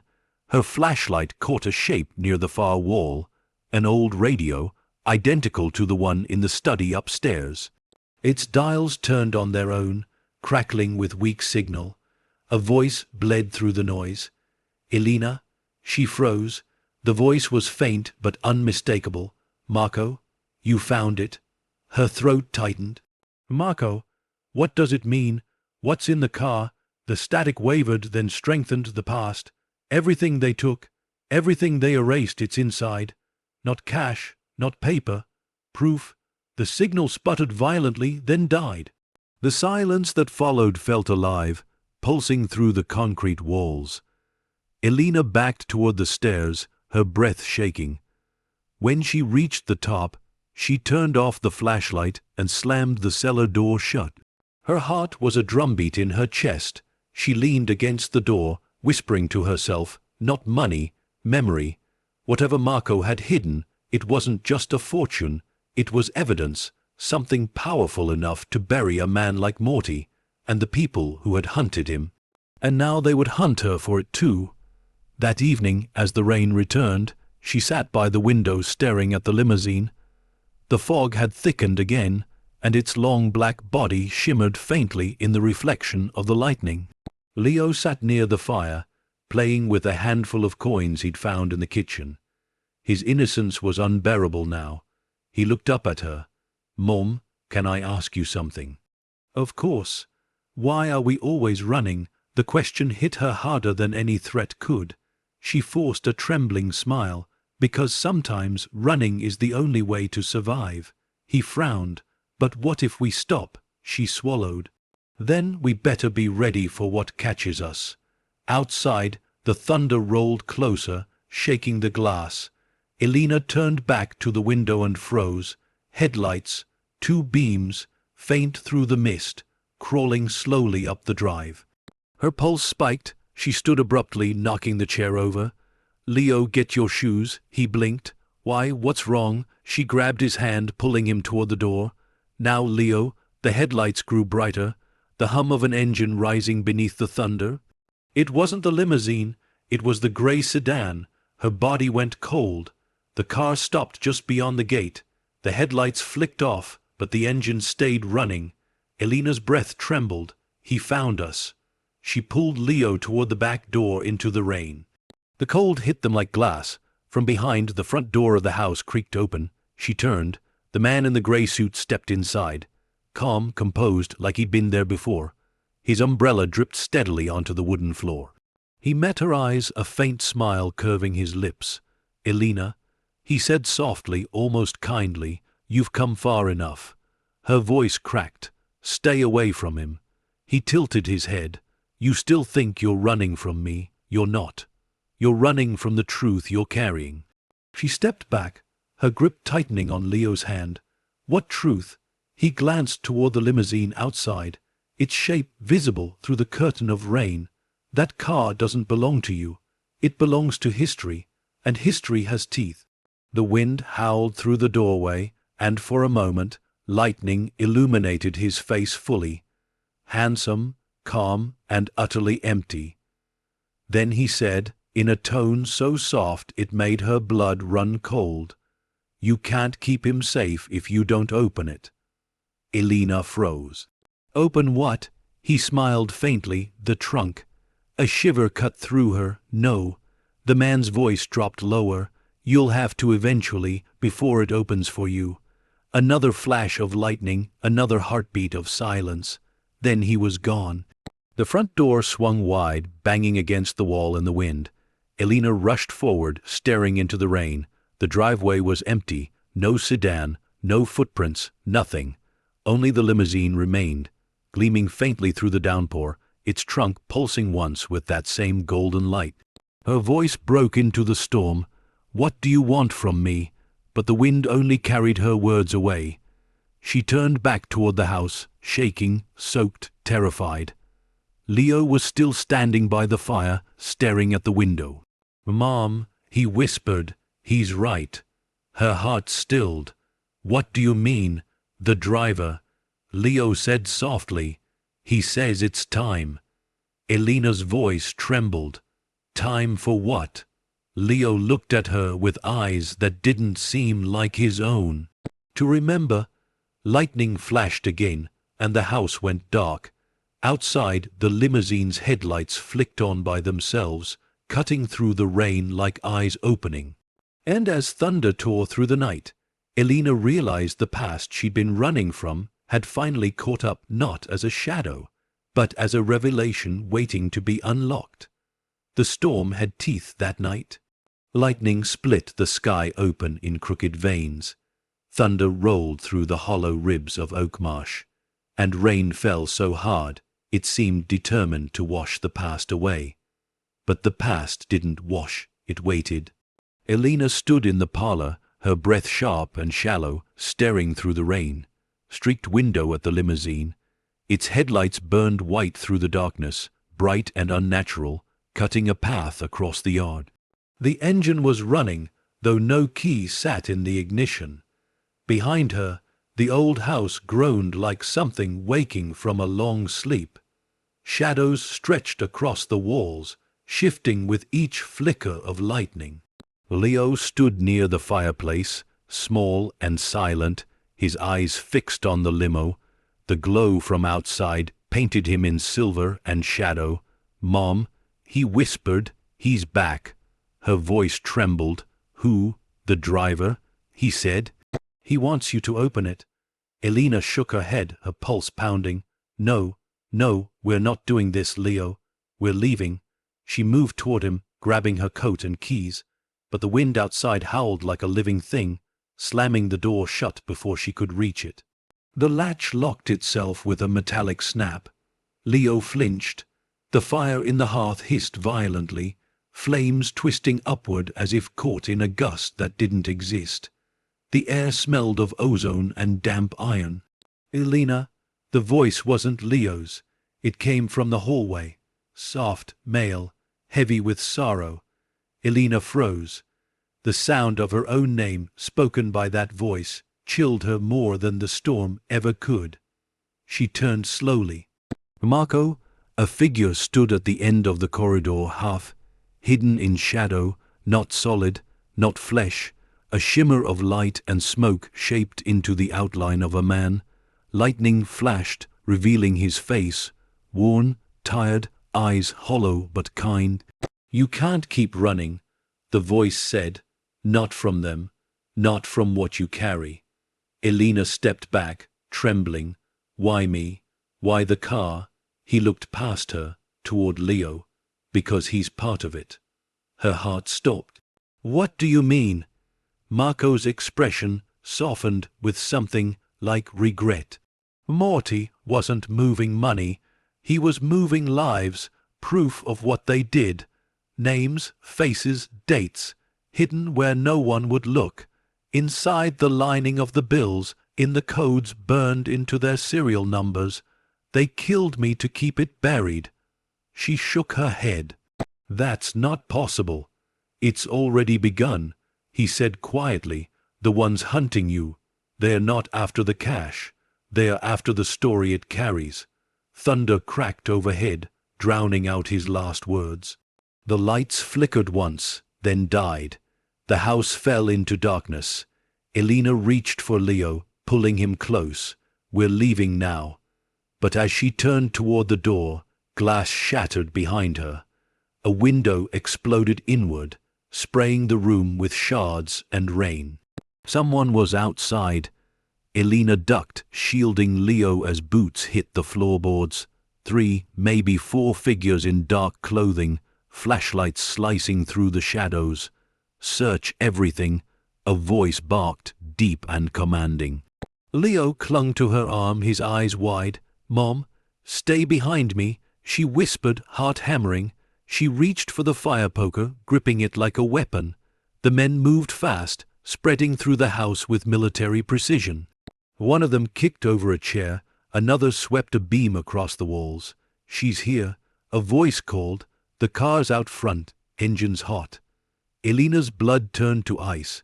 A tall man stepped into the parlor, the leader. His gray suit clung to him like armor, rainwater dripping from his sleeves. The dim flashlight beam caught the side of his face. The man in the gray suit. He smiled faintly. "We meet again, Mrs. Reyes." Elena raised the poker. "Stay back." He ignored her. "You've made this far harder than it needed to be." "Who are you really?" she demanded. He sighed. "I used to keep the secrets. Now I bury the ones who find them." He nodded toward the others. "Take the boy. She won't fight if you have him." "Don't touch him," Elena screamed, swinging the poker. It connected with the nearest man's arm. A sharp crack followed by a grunt of pain. The others closed in. Elena grabbed Leo's hand, dragging him toward the back door.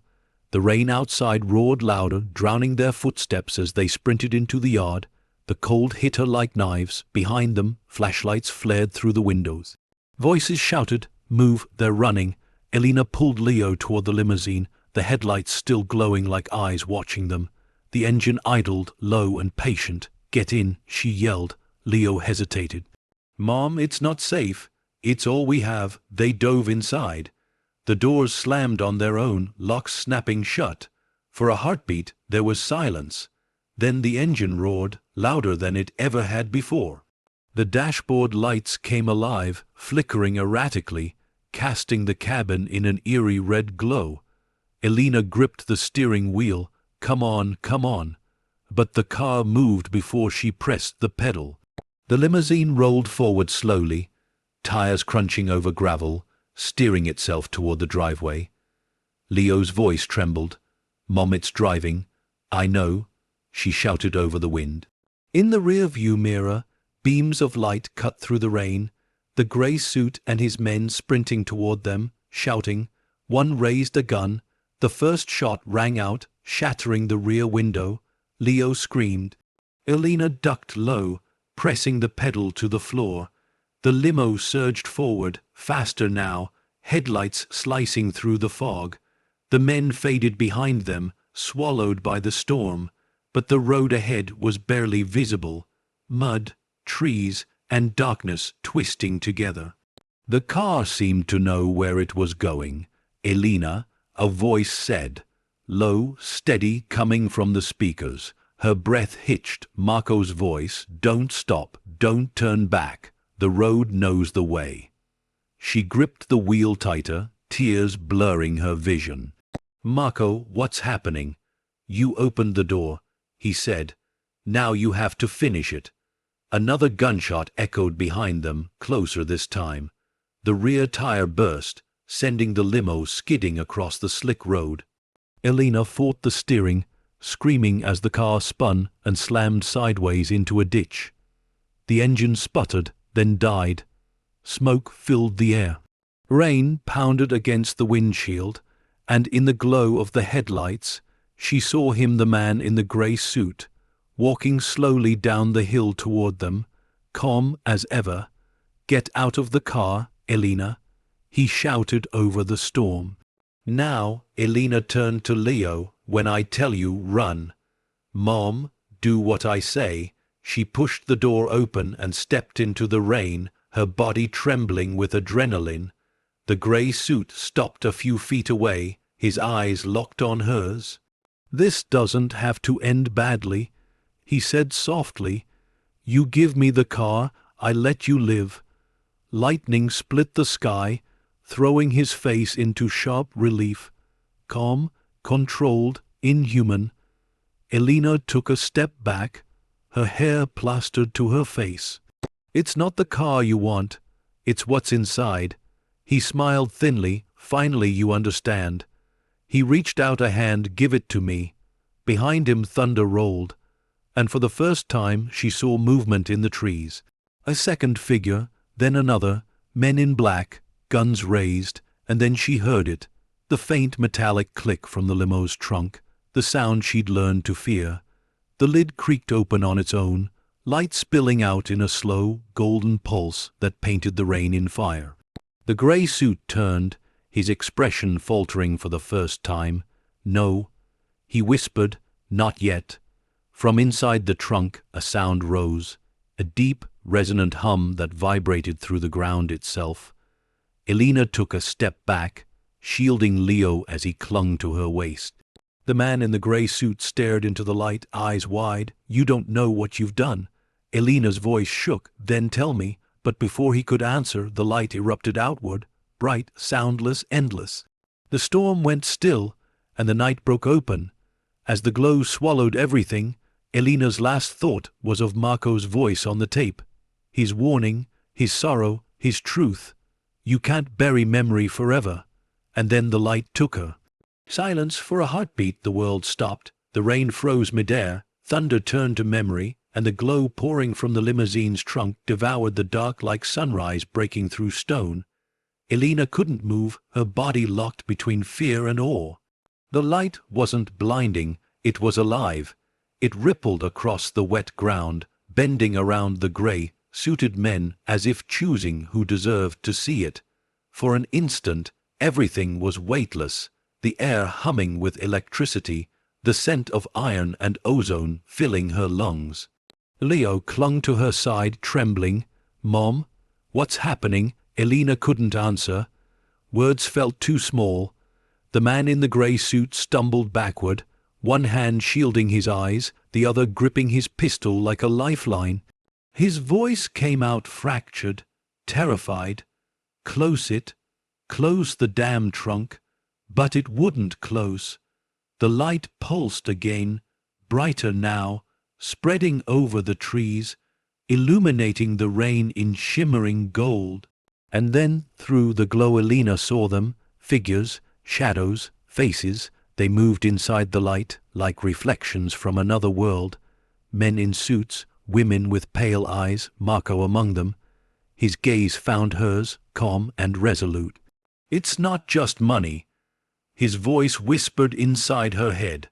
"It's truth, all of it." The light swirled faster now, carrying sound. Voices layered over one another. Confessions, phone calls, transactions, the echoes of men who thought they were gods because their sins were buried deep. And now those sins were speaking. The grey suit dropped to his knees, face twisted in fury and disbelief. "No, you don't understand what you're doing. That money was supposed to die with him." Elena stepped forward, the wind tearing through her hair. "You killed him for it."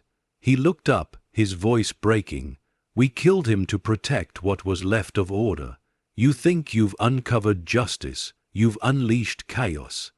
Lightning split the sky again, but this time it came from the light itself, not the clouds. The ground trembled, the men behind him shouted, blinded, covering their faces. One fired blindly into the air, but the bullets vanished as if swallowed by the glow. Elena shielded Leo, pulling him close.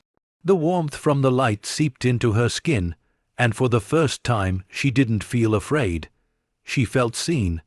The memories she'd buried for years, the long nights of struggle, the humiliation, the loneliness, all seemed to dissolve in that light. "Marco," she whispered, "what do I do?" His voice came again, closer, tender yet heavy with the finality of truth. "Finish what I couldn't. Let them see." The grey suit lunged forward, shouting, "No." His hand reached for the trunk, but as soon as his fingers touched the light, his scream tore through the air. The glow consumed him, burning through his outline like smoke in sunlight. His body collapsed into the mud, lifeless, the rain hissing against what was left. The remaining men fled into the forest, their flashlights flickering like dying stars, and then the light softened, the storm eased, the air went still again. Elena approached the limo slowly, her hand trembling as she reached toward the open trunk. Inside lay the bundles of cash, except now they looked different. The paper had begun to peel away, revealing microfilm inside the lining. Thousands of strips coated in faint golden text, names and numbers shimmering under the rain. Each one was a story, a death, a lie, evidence. Leo stood beside her, silent. "Mom," he said softly, "it's beautiful." Tears welled in her eyes. "It's everything people like us weren't supposed to see." The engine of the limousine still idled, its low hum vibrating through her feet like a living pulse. She knew then what Marco had meant, why he'd hidden it, why he'd died protecting it. This wasn't stolen wealth. It was stolen truth. The headlights flickered once more, and in their reflection Marco's figure appeared beside her. His expression was peaceful, no longer burdened by pain. "You were never meant to find it," he said softly, "but you were the only one who would do the right thing when you did." Elena's lips trembled. "I'm so tired." "You'll rest soon," he said, "but not yet. You have to take it to them. Let the world see what was hidden. I don't know how. You will." The light dimmed further, fading back into the gold glow of wet earth and rain. The trunk closed slowly, sealing the silence again. The limousine's engine softened to a quiet hum. Marco's image flickered like smoke in wind, his voice lingering. When the road is clear, drive, and then he was gone. Hours passed before the sun broke through the clouds, weak and uncertain. The world smelled of ash and rain. The grey suit's body was gone, vanished, leaving only the impression of scorched grass where he had stood. Elena sat on the porch steps of Oakmarsh, her arms around Leo, both of them silent. The limousine waited in the driveway, immaculate, unscarred, as if the night before had been a dream. But she could still feel it. The hum beneath the earth, the promise of what she carried now. Leo looked up at her, his voice barely a whisper. "Are we going to be okay?" She ran her fingers through his hair, her eyes distant. Not yet, but soon. He leaned against her, tired, small, but somehow braver than she'd ever been. For a long time they just sat there. The morning light spilled over the estate, washing away the darkness. Then, as if the car had been listening, the limousine's engine turned over again softly, patiently. Elena rose to her feet, feeling the exhaustion melt into resolve. She looked down at Leo. "It's time to finish it." He nodded. "Where are we going?" "Somewhere that still remembers the truth," she said. "And somewhere that can't bury it again." She opened the driver's door. The seat felt warm, almost welcoming, as she slid behind the wheel. The keys sat neatly in the ignition, waiting. When she turned them, the dashboard glowed with faint light, and the radio came alive with a burst of static before settling into Marco's voice one last time. "Every lie leaves a shadow. Drive until you reach the light." Elena smiled faintly through her tears. "I hear you." The gates of Oakmarsh creaked open as the limousine rolled forward. The morning mist thinned, revealing the long road ahead. Behind them, the mansion sank into quiet again, its secrets finally spoken. Elena drove on, the world unfolding before her like the first page of something new. And though she didn't know where the road would end, she knew one truth as surely as the light that had burned through the storm: the past wasn't her prison anymore. It was her proof. As the wind rose behind her and the horizon swallowed the last of Oakmarsh, the limousine's reflection in the mirror shimmered faintly.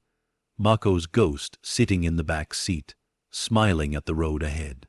And as dawn broke fully over the world, Elena whispered to the wind, "Thank you for showing me."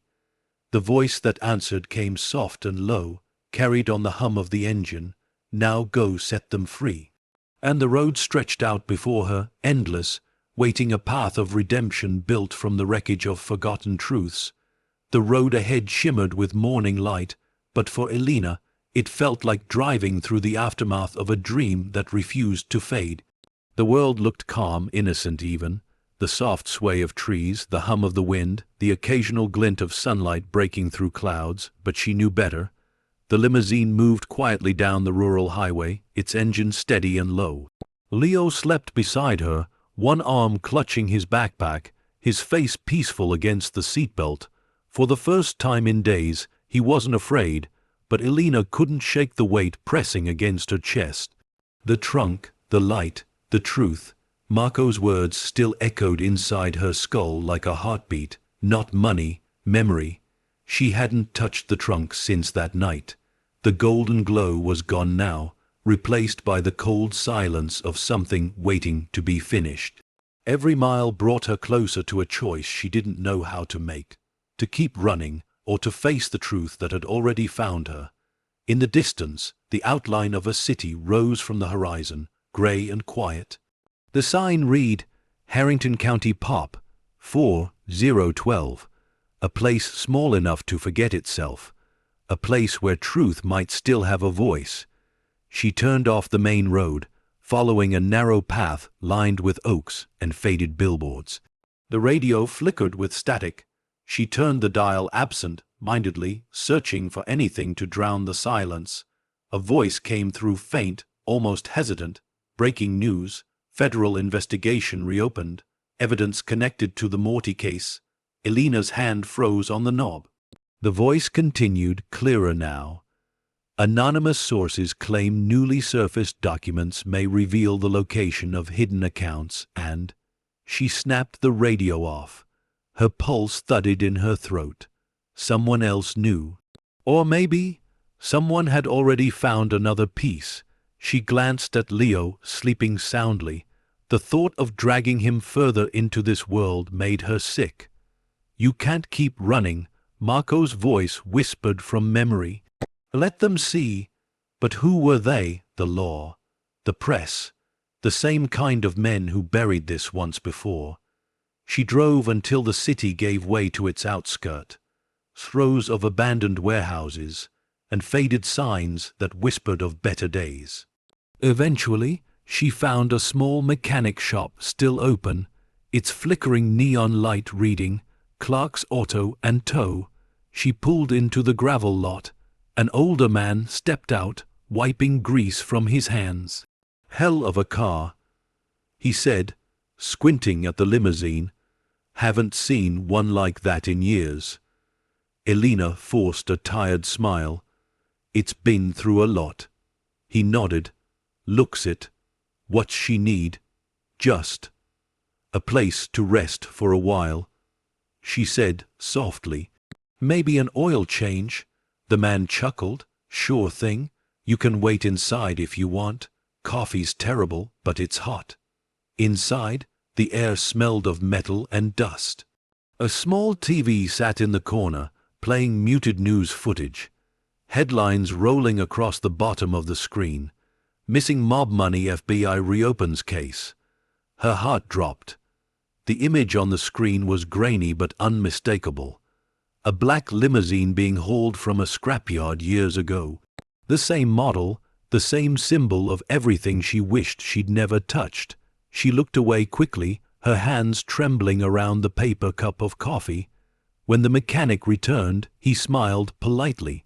"You're good to go. That car's built like a tank." Elena nodded, forcing gratitude into her voice. "Thank you." As she walked back to the limo, she noticed a small envelope tucked under the windshield wiper. No stamp, no name, just a single word written in black ink. Truth. Her pulse spiked. She tore it open.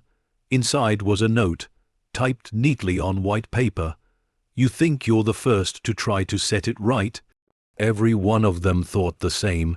The money doesn't just buy silence, it feeds it. Turn it in, and they'll bury it again.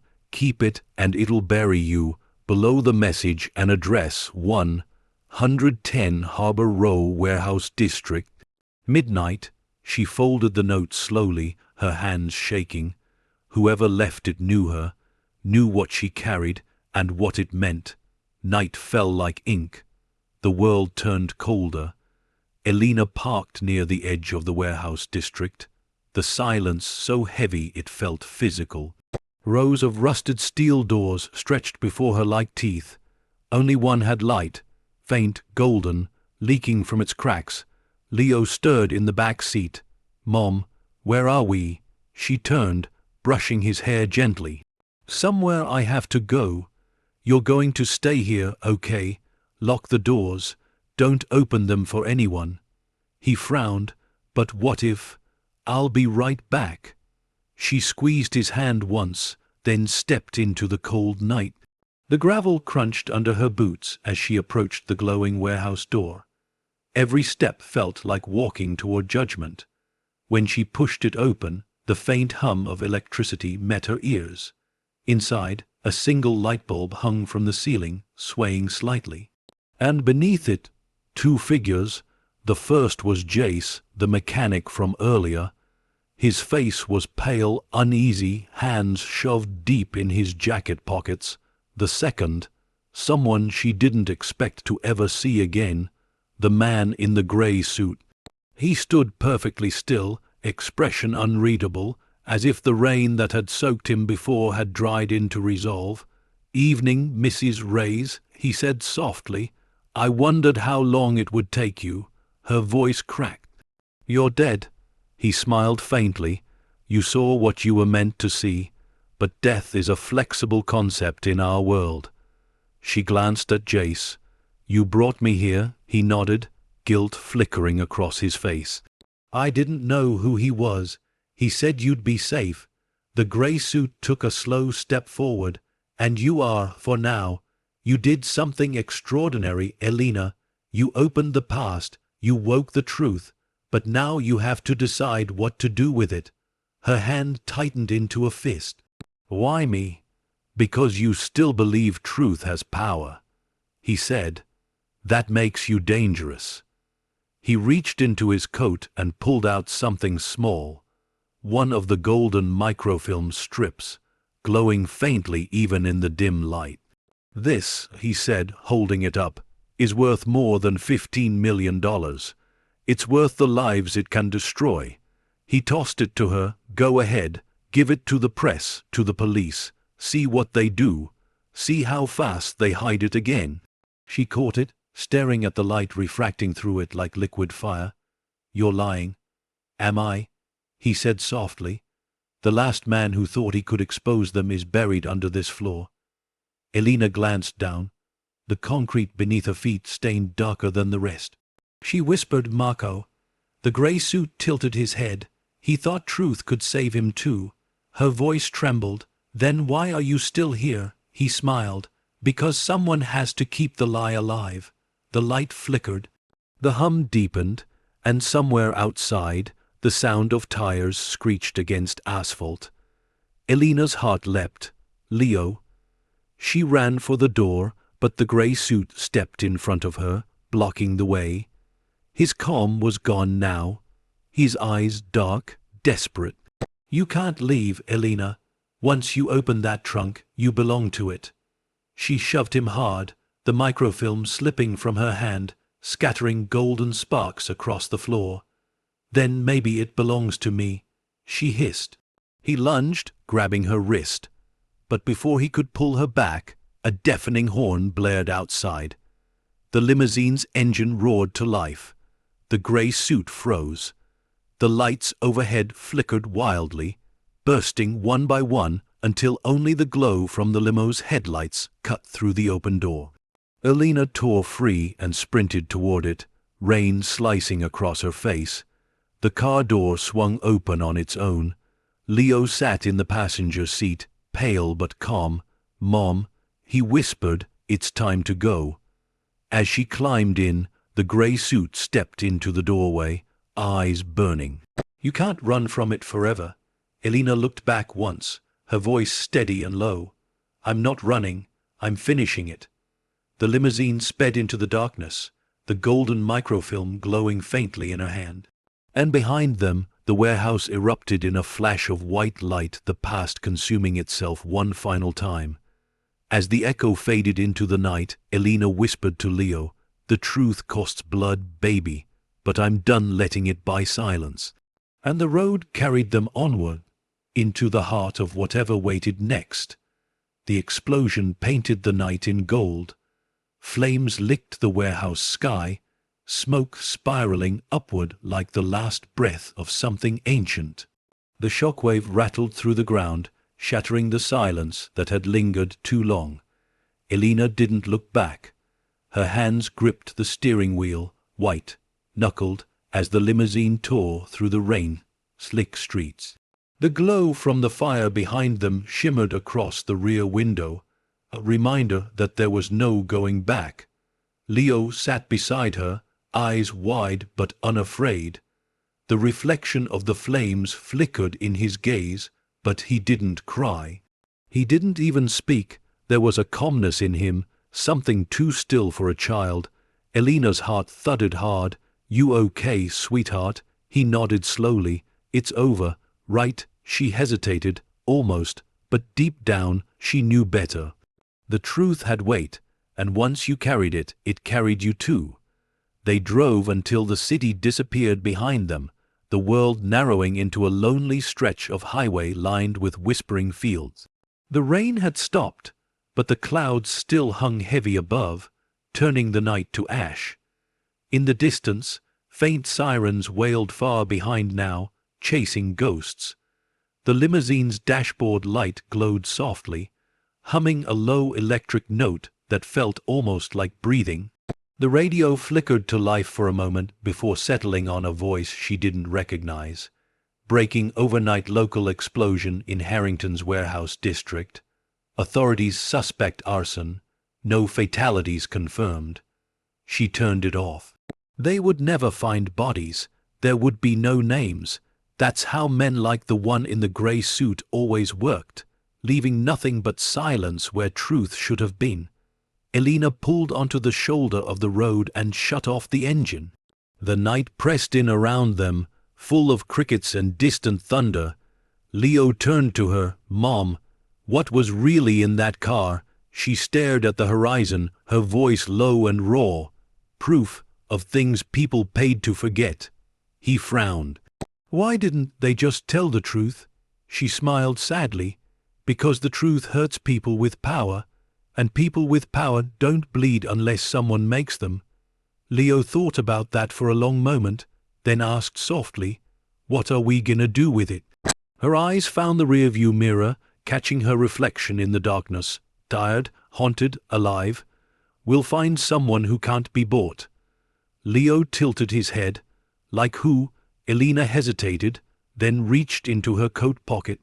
The single strip of microfilm, the one that hadn't been burned, rested between her fingers. It shimmered faintly in the dark, like it was alive. She thought of Marco, of his warning, his sacrifice. Let them see. "Maybe," she whispered, "it's time the world looks at itself."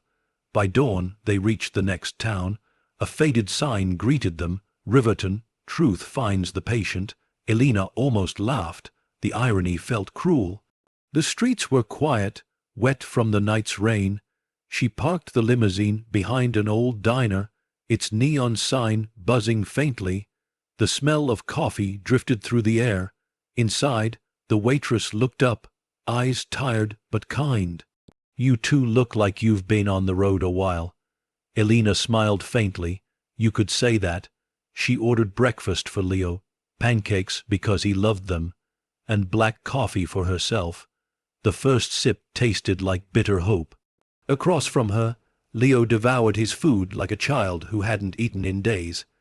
For the first time, she felt a small, fragile sense of peace. But it didn't last.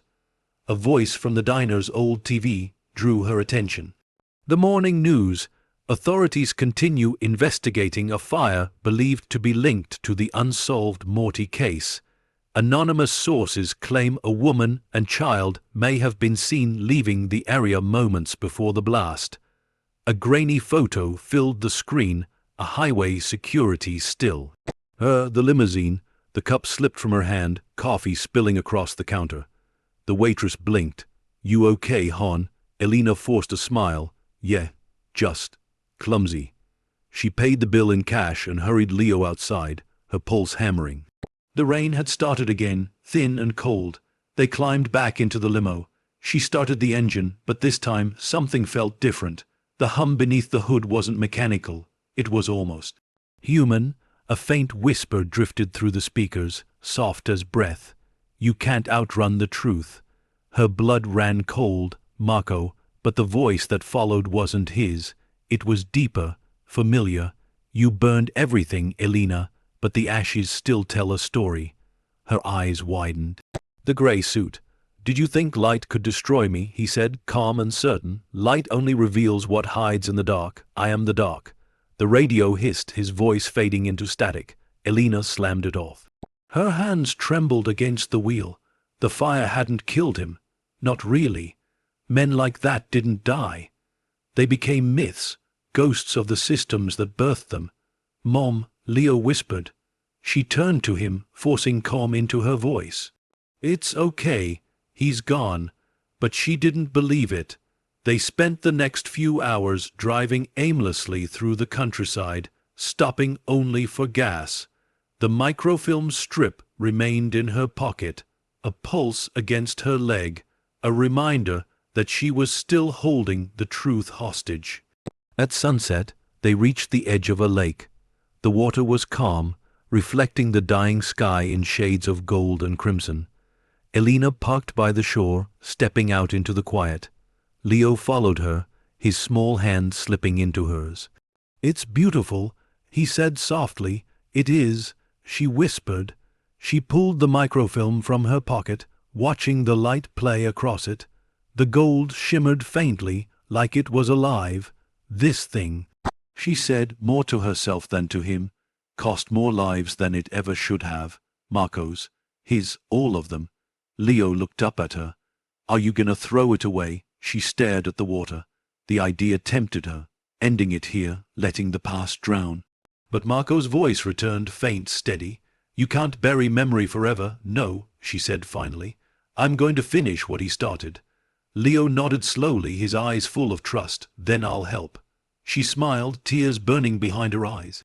"You already are." As the sun slipped below the horizon, the limo's headlights turned on by themselves, their reflection glowing in the lake like two unwavering stars. The road behind them was gone now, consumed by fire, memory, and ghosts. Only the path ahead remained. Elena slipped the microfilm into the glove box and started the engine. "Where are we going?" Leo asked. She looked out at the open road, her voice calm for the first time in weeks. "To find the kind of people who can't be bought, and make sure they listen." The limousine rolled forward, its engine humming like a vow. Behind them, the lake rippled once, catching the last of the sunset's light. Red, gold, and then gone. And as they disappeared down the road, Elena whispered to the wind, "The truth has a pulse now. Let it live." From somewhere deep within the car, faint but unmistakable, Marco's voice answered, "Drive." And she did, into the long stretch of night, carrying not just the blood money of the past, but the proof that even darkness, when finally exposed, could bleed. The night had grown quiet again, too quiet for what Elena carried. The limousine's tires whispered over the empty highway, a silver streak cutting through the dark. The stars above were faint, veiled behind a thin layer of cloud, as if even they hesitated to watch what was coming. The microfilm lay on the dashboard, catching the faint light from the gauges. It pulsed like a living thing, small, silent, but powerful enough to burn down the world if she chose. Leo slept in the passenger seat, his small hands clutching the jacket she'd wrapped around him. His face was peaceful, untouched by the burden that had followed them for weeks. Elena's reflection in the window was another story, eyes hollow from sleepless nights, jaw tight with determination, a ghost of the woman she once was. Somewhere between fear and survival, she had become something else, someone who no longer ran. Ahead, the first sign of civilization flickered, a stretch of lights in the valley below, distant but calling. Capstone City, 22 miles. She tightened her grip on the wheel. Capstone was the nearest place with a federal office, a news station, and enough reach for the truth to matter. It was also where the people who wanted her dead would be waiting. The choice was simple now, run again or end it. She pressed harder on the gas. By the time they reached the outskirts of Capstone, dawn was breaking, thin gold light spilling across the horizon, chasing the last of the night's shadows. The city stirred slowly, unaware that something heavier than rain was about to fall upon it. Elena parked in the corner of a near-empty lot behind a diner. The air smelled of wet asphalt and brewing coffee. She reached over, brushing a strand of hair from Leo's forehead. "Time to wake up, sweetheart." He blinked groggily. "Are we there?" "Almost." He sat up, rubbing his eyes. "You look scared." She managed a tired smile. "I'm not scared, just ready." He nodded, too wise for his age. "Then I'm ready too." Inside the diner, the morning news played on a small television behind the counter. The anchor's voice was sharp, urgent. Federal authorities are investigating a series of explosions linked to the long, dormant Morty case. Anonymous sources claim new evidence has surfaced, possibly implicating high-level officials in money laundering abductions, and Elena's heart pounded. They were already catching the scent. She turned toward the window. The limousine sat outside, sunlight glinting off its polished surface like it had never known dust or blood. But beneath that reflection lay the weight of everything she'd uncovered. She finished her coffee in silence, her hands trembling just enough for her to notice. Then she rose, took Leo's hand, and walked back to the car. "Where are we going now?" he asked. "To tell the truth," she said softly. The federal building loomed like a concrete monolith at the edge of the city. Guards stood outside, their breath visible in the crisp morning air. Elena parked across the street, the limo's engine idling quietly. Her mind replayed Marco's final words, "Drive until you reach the light." She looked down at the microfilm, the gold reflections dancing across her skin.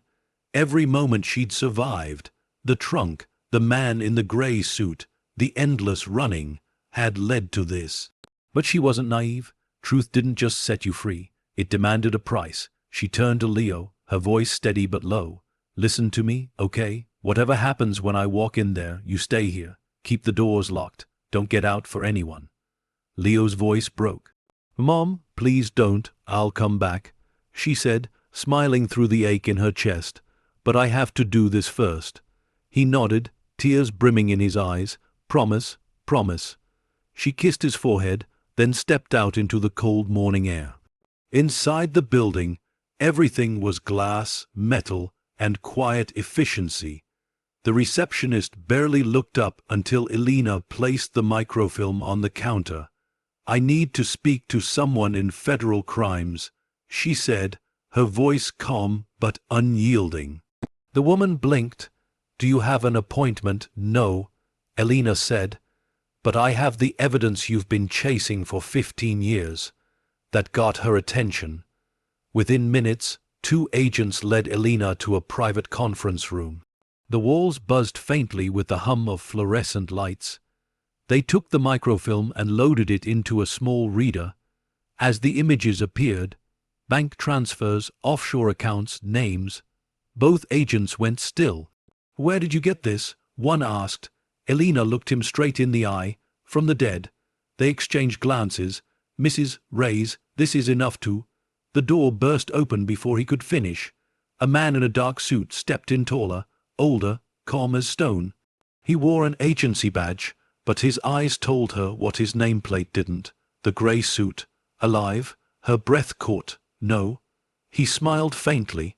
"You didn't think I'd let you hand it over that easily, did you?" The agents turned. "Sir, what are you—" 2 muffled gunshots silenced the question. Both men crumpled before they hit the floor. Elena stumbled backward, her hands shaking. "You're supposed to be dead." He holstered his weapon, unbothered. "Death is just paperwork to people like me." "What do you want?" He gestured to the reader. "That. I can still bury it. I can still make sure none of this touches the wrong people." Her voice trembled, but her eyes didn't. "You mean the powerful ones? The world doesn't survive without them," he said. "You think truth brings justice.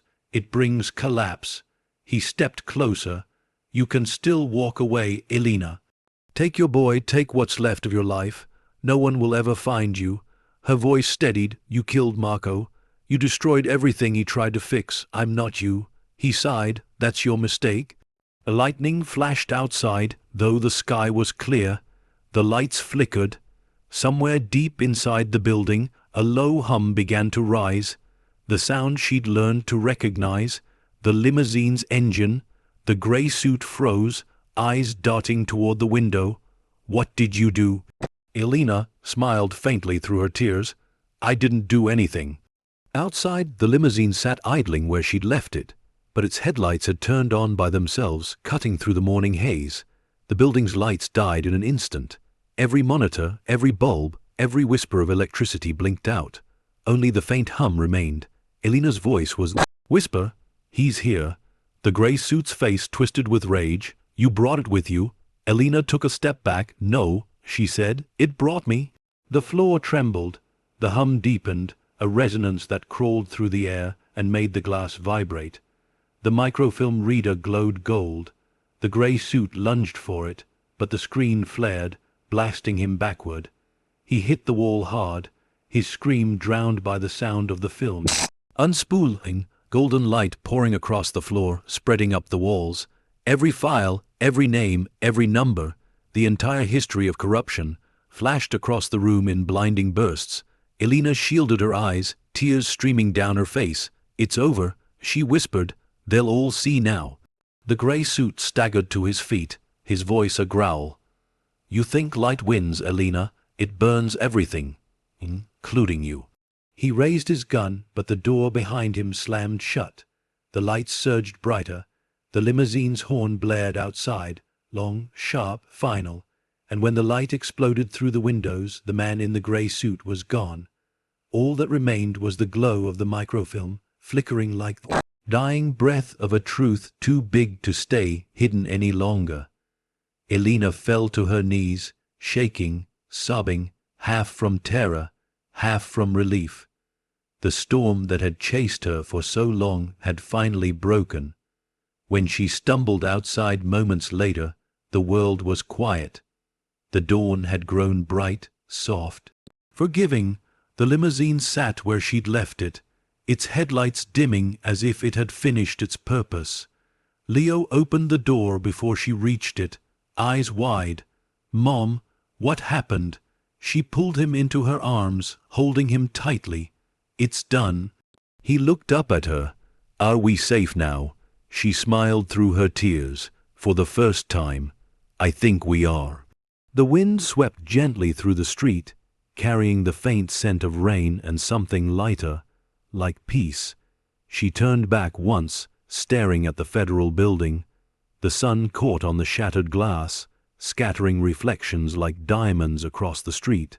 For the first time in years, she didn't see ghosts, just light. And as she climbed back into the limousine, its engine hummed quietly, almost like a heartbeat answering hers. She took one last look at Leo and whispered, "Let's go home." The car rolled forward, silent and steady, into the golden morning, leaving behind the ashes of every secret the world had tried to bury. The road stretched before them like a river of gold beneath the morning sun. For the first time in weeks, the silence inside the limousine was peaceful. Not heavy, not waiting, just still. Elena drove with steady hands, the kind that no longer trembled from fear. Her reflection in the windshield was softer now, tired, yes, but alive in a way she hadn't been since before the storm began. Leo sat in the back seat this time, watching the countryside blur past. His voice broke the quiet gently. "Mom, yeah, baby, what happens now?" She smiled faintly. "Now we start over." He thought for a moment. Are the bad people gone? Her eyes lingered on the horizon. Not all of them. People like that never really go away, but now the world knows. They don't get to hide anymore. Leo leaned against the window, the sunlight painting his face in amber. "Marco can rest now." Her throat tightened. "Yeah," she whispered. "I think he finally can." The hum of the limo beneath them felt gentler now. No longer ominous, no longer haunted. It was a sound of motion, of purpose. The storm had ended, and with it, the cycle of running. 2 weeks later, Elena and Leo stood at the edge of a courthouse crowd. Reporters filled the steps, their microphones and cameras flashing like fireflies. On every screen in the city, the same footage played, the golden microfilm, its revelations, the cascade of arrests that had followed. The name Morty had become a ghost again, but this time one the world would not forget. Elena stood in a worn grey coat, a scarf wrapped tight around her neck, trying to disappear among the faces. But she wasn't invisible. She could feel it, the eyes, the recognition. She'd become a symbol she never wanted to be. A woman who found fortune in a junkyard and turned it into justice. But she didn't come here for them, she came for him. On the courthouse steps, an older reporter read aloud from a small card in her trembling hand. "We now have confirmation that the federal task force, reopened the Morty files after receiving verified evidence from an anonymous source. The documents, encoded in hidden currency, have led to the arrest of multiple officials connected to international laundering operations. Elena closed her eyes. She didn't need her name spoken. She didn't need credit. Marco's name had already been cleared. His file was public now. The world knew he'd tried to stop them, that he'd died for it. Justice wasn't loud, it whispered, but this whisper was enough. Leo tugged her hand. "You did it, Mom." She smiled softly. "No, sweetheart, we did." He grinned, but then his expression softened. "Do we still have to hide?" Elena looked at him for a long moment, then shook her head. "No more hiding." She glanced across the street. Parked under a tree, quiet and patient, the limousine gleamed in the sunlight. It looked almost new again. No scratches, no rust. She'd thought about selling it, about burning it, about walking away and never touching a wheel again. But she couldn't. It wasn't just a car anymore. It was a witness. That night they drove north, the city shrinking behind them. The stars came out one by one, soft and forgiving. Leo slept in the back seat again, curled beneath a blanket. Elena drove in silence, the rhythm of the road steady beneath her hands. Every few miles she thought she heard something, faint through the static of the radio. Marco's voice, low and calm. "You did what I couldn't." She smiled, tears glinting in her eyes. "No, Marco, you showed me how." The headlights carved a silver path through the dark. Wind brushed through the open window, carrying the faint scent of pine and rain. The further she drove, the lighter her heart felt, like every mile peeled away the weight she'd been carrying since that first day in the junkyard. She remembered the $20 trembling in her hand, the rusted limousine sitting alone under the sun, and the way her hope had felt so small it could break. That hope had turned into a war, but now it was becoming peace again. A few miles past the county line, she found a rest stop overlooking a wide valley. She pulled over, killed the engine, and stepped out into the quiet. The night was crisp. The moon hung high, bathing everything in silver. Elena walked around to the back of the car and laid her hand gently on the trunk. The metal was cool, still humming faintly beneath her touch. "I don't know what you were," she whispered, "or how much of you was ever really alive. But thank you." The air was still for a moment, then the taillights blinked once, soft like a heartbeat. She smiled. Leo's voice called from the window, sleepy and curious. "Mom, who are you talking to?" She looked back at him, her smile sad but warm. "Just an old friend." He yawned. "Can we go home now?" She nodded. "Yeah, baby, we're going home." When she climbed back behind the wheel, the engine purred to life without her turning the key. The dashboard lights glowed gently, reflecting across her face. The radio flickered with soft static, then settled on the faintest trace of a voice, Marco's, fading but peaceful. "Keep the road honest." "Elena!" Her tears came quietly this time, not from pain but release. "I will," she whispered. They reached the coast by sunrise. Waves crashed against the cliffs below, and the world smelled of salt and possibility. Elena parked at the overlook, watching the horizon burn orange and gold. Leo woke. Squinting at the light, "Is that where home is?" he asked, pointing at the horizon. She smiled. "Home isn't a place, sweetheart. It's what you build after you stop running." He smiled sleepily. "Then we already found it." She reached over, squeezing his hand. "Yeah, we did." They sat together, watching the sun rise higher, turning the limousine's chrome to fire. In its reflection, Elena thought she saw him one last time. Marco, in the driver's seat, looking ahead with that quiet determination that had carried them both here. He nodded once, then the light took him. Elena rested her head against the seat, breathing in the morning air.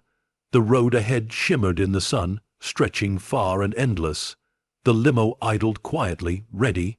She started the engine with a soft smile. "Let's see where it takes us next." Leo laughed. "As long as it's not another junkyard." She laughed with him, the sound echoing across the cliffs. As the car rolled forward into the golden light, the world felt new again. No ghosts, no shadows, only the rhythm of the tires on open road and the promise of a story rewritten. And behind them, the ocean whispered against the rocks, carrying the sound of her vow out to sea. No more blood money, just truth. The limousine's headlights brightened as it climbed the horizon's edge, a gleam of redemption rolling into forever. And as the sun rose fully over the road, the past faded in its wake, leaving only two souls, a car that remembered, and the kind of peace that can only be earned by surviving the storm. Months had passed since that morning on the cliffs. The storms had quieted, the fires gone cold, and the echoes of gunshots and thunder now lived only in memory. The world had turned, indifferent yet changed in small, quiet ways, because sometimes that's how truth works. It doesn't roar forever, it lingers, in a small coastal town tucked between the ocean and a field of golden reeds. A woman named Elena Reyes woke to the sound of waves instead of sirens. The salt air drifted through her open window, carrying the scent of peace she had once believed she'd never know again. House was modest, 2 bedrooms, peeling paint, the kind of place that creaked when it breathed. But it was hers. Bought not with stolen money, but with something cleaner. The reward the government had issued for anonymous evidence leading to the exposure of international corruption. She'd signed the papers without ceremony, without revealing her name. She didn't want fame, she wanted quiet, and she'd found it. Leo was growing fast. He sat at the kitchen table now, surrounded by crayons and papers, sunlight pooling around him like it belonged there. He looked up when she said, "A plate of pancakes in front of him. You made them the way I like," he said proudly. "Extra syrup." She smiled, "Because today's special." He frowned playfully. "It's Saturday. What's special about Saturday?" She ruffled his hair. "Everything, if you survive to see it." He grinned, mouth full of sugar and warmth.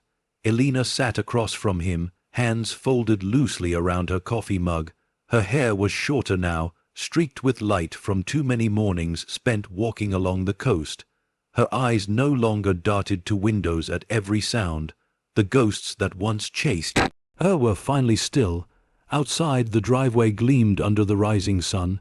The limousine was still there, clean, polished, silent, a monument to everything that had nearly destroyed her and everything that had remade her. She'd thought about selling it many times, but every time she tried, she couldn't. It didn't feel right. It wasn't just a car anymore. It was the last piece of Marco's voice, of his warning, his courage. It was the beginning and end of her journey. Now it sat under the open sky, reflecting the gold of dawn, a vessel emptied of its curse and filled instead with memory. Later that morning, Elena and Leo walked down to the pier. The air smelled of seaweed and wood smoke, and the waves rolled slow and steady against the old boards. Fishermen waved as they passed. Everyone knew them here now. The quiet woman and her boy who arrived from nowhere and asked for nothing. Leo carried a flyer in his hand, edges fluttering in the wind. At the top, in bold black letters, it read, "The Missing Children Foundation in honor of those never found." He looked up at her, pride glowing in his small face. "They put your name on it, Mom." Elena shook her head, smiling gently. "It's not just mine." The foundation had started small. A few volunteers, a single phone line, and an office above the bakery downtown. But in months it had grown. Families called. Leads were followed. Names long forgotten found light again. The first donation had come from her. A check written with the reward money she'd earned, marked simply in memory of the lost. Every dollar that had once been drenched in blood now served something pure. That was her redemption. On the walk back, Leo kicked at seashells along the sand. "Do you think Marco would be proud?" he asked softly. Elena looked out at the horizon. The sunlight scattered across the water like 1,000 tiny mirrors. "I think," she said, "he already was, the day he chose to leave the truth behind instead of letting it die with him." Leo nodded thoughtfully, then looked up at her with his father's eyes. The same warmth, the same quiet strength. "I'm proud of you too." Her breath caught, but she smiled through it. "You're my reason, Leo. Always have been." The tide reached for their feet as they walked, each wave erasing their footprints before the next step. For the first time, Elena didn't mind leaving no trace. That evening, the wind carried a hint of storm, but not the kind that frightened her anymore. Just the kind that reminded her she'd survived worse. She stood by the window as dusk deepened, watching the light fade from the limousine's chrome surface. The headlights caught one last glimmer of the sunset before settling into reflection. It was beautiful in its stillness. Then, as if stirred by memory, the radio inside the house crackled faintly, a brief burst of static. Then silence. Elena turned, smiling softly. "I still hear you, you know." She stepped outside, barefoot on the cool earth. The limo seemed to hum quietly, a heartbeat faint but familiar. The sky above was streaked with violet and gold, the kind of sky that looked like a promise kept. She leaned against the car, closing her eyes. "Thank you, Marco," she whispered, "showing me that truth doesn't just destroy, it rebuilds." A soft breeze brushed her cheek, warm and tender, and the car's taillights blinked once, like acknowledgement. Then stillness again. Inside, Leo was sketching by lamplight. When she walked in, he looked up and grinned. "Guess what?" he said. "I drew your car." She laughed. "Our car?" He held up the drawing. The limousine, shining under a sunrise with two small figures standing beside it. A mother and son, holding hands. Above them, in the sky, he had written 3 words in careful, uneven letters. "We made it." Elena knelt beside him, pulling him into her arms. "Yes," she whispered, voice breaking with gratitude. "We did." Outside, the wind rustled through the reeds, carrying the faint sound of waves against the rocks. The house creaked softly, like it was settling into peace. For the first time in a long time, there was no tension in her chest, no fear that something was coming. The ghosts were gone. The storm was over. What remained was life, imperfect, honest, earned. As night deepened, Elena stepped out once more. The moon hung low over the horizon, silver light washing the world clean. She opened the limo's door, slid into the driver's seat, and sat there in silence. The leather still smelled faintly of salt and rain. Her hands rested on the wheel, remembering. The radio came alive for one last time. No static now, just a faint voice, familiar and warm. "You found the road, Elena. Keep it clean." She closed her eyes, smiling through quiet tears. "I will." Then the sound faded. The engine went still, and this time it stayed that way. She stepped out, closing the door gently behind her. The night held her in its calm embrace. As she walked back to the house, the first drops of gentle rain began to fall, soft, forgiving, full of promise. Elena looked up at the sky and whispered, "We were never poor, Marco. We were just waiting to see what was worth more than gold." The rain glistened on her cheeks, indistinguishable from her tears. Inside, Leo's laughter rang through the house, bright and real. And for the first time, Elena believed that maybe, just maybe, she was finally home.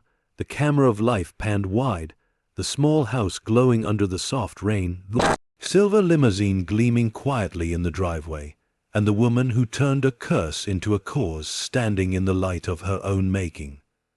The story that began with desperation had ended in grace. And as dawn waited patiently beyond the storm, the road lay open once again, not for escape, but for peace, because sometimes redemption doesn't roar, it whispers, and when it does, the whole world finally listens. The days turned gentle, seasons shifted around her like pages being softly turned, and for once, life didn't demand that Elena run. The storms had become stories now, memories folded neatly away in the corners of her mind, only touched when the wind carried the faint hum of an engine that no longer drove itself. Oakmarsh, the grey suit, the trunk, the money, it all belonged to another lifetime. The kind of past you only visit in dreams, but the lessons of that life had stayed. She no longer measured her worth by what she'd lost or what she'd found, only by what she'd done with what remained. 6 months after the headlines died and the world had moved on, the foundation she'd built began to breathe on its own. The Marco Vidal Fund for Missing Children, Leo had insisted on. The name now occupied a small renovated schoolhouse overlooking the cliffs. Its walls were painted with murals by volunteers, hands reaching through light, waves carrying messages in bottles, faces of children both remembered and still missing. Every morning Elena walked there with Leo, carrying a thermos of coffee and the quiet pride of a woman who had earned her peace the hard way. Morning, Ms. Rays. One of the volunteers called as she passed. Morning, Sam, she replied, smiling softly. Leo ran ahead to the front desk, where a phone rang endlessly. Mom, the lady from Kansas called again. She says the local sheriff found something. Elena hurried over, her heart fluttering with cautious hope. Tell her I'll call back after lunch, okay? He nodded, scribbling it down on a note, pad far too big for his small hands. He loved feeling important here. Everyone treated him like he was part of it, and in truth he was. He was the heartbeat of everything she'd built. That afternoon, a woman arrived at the foundation. Grey hair, tired eyes, hands clutching an old photograph of a teenage girl. She sat across from Elena in the office, her voice trembling. They said you help people find what the world forgot. Elena nodded gently. We try. The woman slid the photograph forward. Her name was Sophia, 17 when she went missing. They said she ran away, but I never believed it. Elena studied the picture. The girl's eyes were bright, mischievous. We'll do everything we can, she said. As the woman left, Leo peeked through the doorway. Another one, yes. Elena said quietly, another one. He frowned. It never stops, does it? No, she said. But that's why we don't either. Later that evening, the office emptied out. The last of the volunteers waved goodbye, their laughter echoing faintly down the hill. The sky outside was painted in deep gold and violet, the same colors she remembered from the night she'd stood at Oakmarsh, trembling, waiting for fate to decide her path. Now fate felt smaller, more personal, something she could meet. Why, she sat at her desk, watching the ocean stretch endlessly beneath the cliff. The rhythmic sound of waves matched the steady pulse of her heartbeat. The limo sat parked under the same oak tree at the edge of the lot, its chrome reflecting the sunset, its silhouette peaceful. She hadn't driven it in months, not since the day she'd taken Leo to the courthouse and left the rest of the story to history, but she kept it there, a reminder, a promise, a ghost that no longer haunted but watched over. As the sun dipped lower, Leo ran in, holding a small envelope. Someone left this on the porch. Elena smiled, taking it. The paper was rough, the handwriting unfamiliar but deliberate. No name, just her address. Inside was a single note. You can't save them all, Elena, but for every one you do, remember the ones you couldn't. The world needs people like you to keep it honest. Drive safe. She read it twice, her breath catching. The handwriting. It couldn't be. It was impossible. But the looping E in her name, the slant of the final word, it looked just like Marco's. For a long time, she sat there in the quiet, staring at the letter as the light outside faded into dusk. Then she folded it carefully and slipped it into the glove box of the limousine. Thank you, she whispered. The car's taillights blinked once, softly, like acknowledgement. That night, rain fell gently, tapping on the windows like a lullaby. Elena sat by the fire with Leo, an old blanket around them both.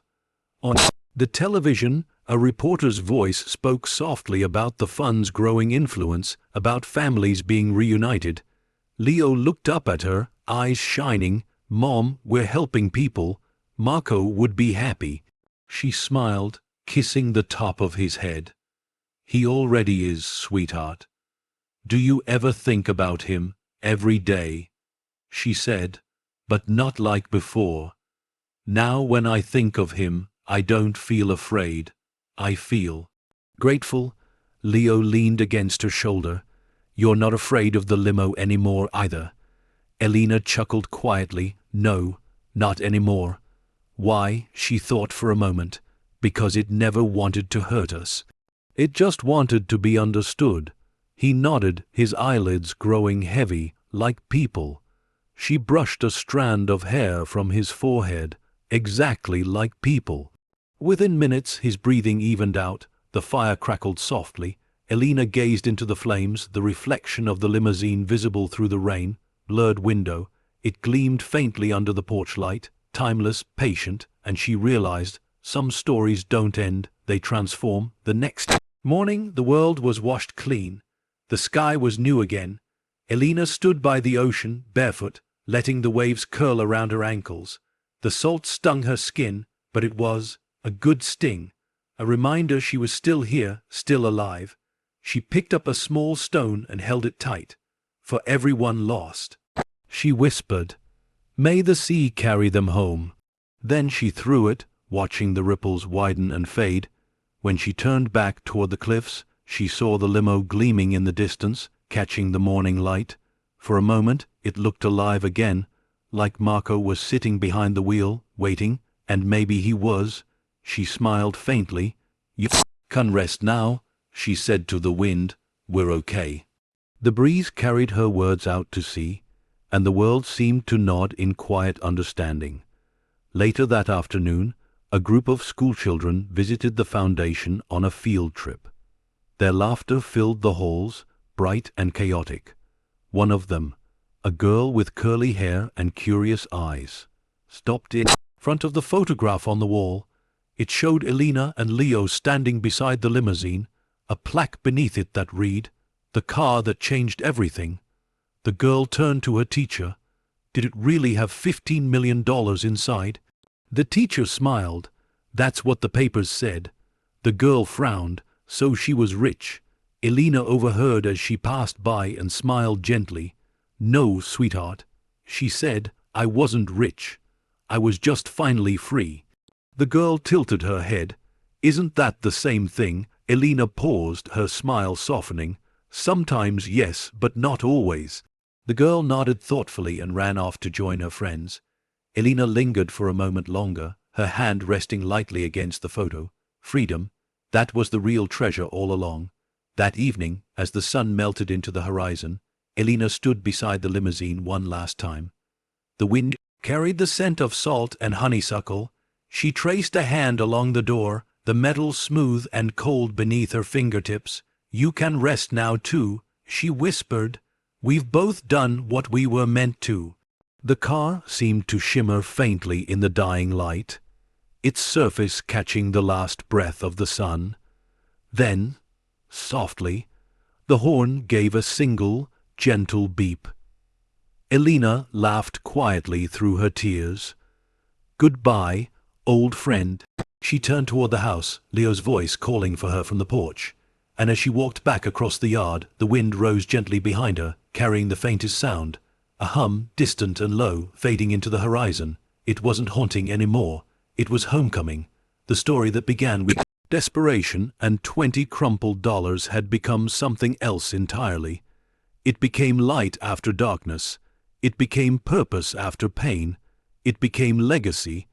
As night fell over the coast, the camera of life pulled back one final time, revealing the woman, the child, and the car that changed them both.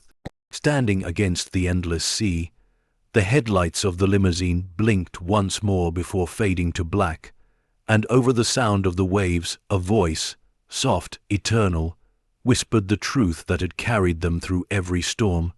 "We were never poor, Elena. We just hadn't found what was worth more than gold." The ocean sighed in reply. The stars blinked awake, and the story finally found its peace. It had been a year since the day the truth broke open the world. A year since Elena Reyes last saw the limousine move on its own, or heard the voice that once haunted her through static and storm. Yet, in the rhythm of the sea and the hum of the wind, she still felt it, the quiet pulse of something unfinished. Some stories don't end, they evolve, and some ghosts never truly leave. The foundation had grown beyond her wildest hopes. What began as a small, handwritten idea pinned to a corkboard now stretched across states, volunteers, investigators, families. They all came together under one name, one belief: no child forgotten.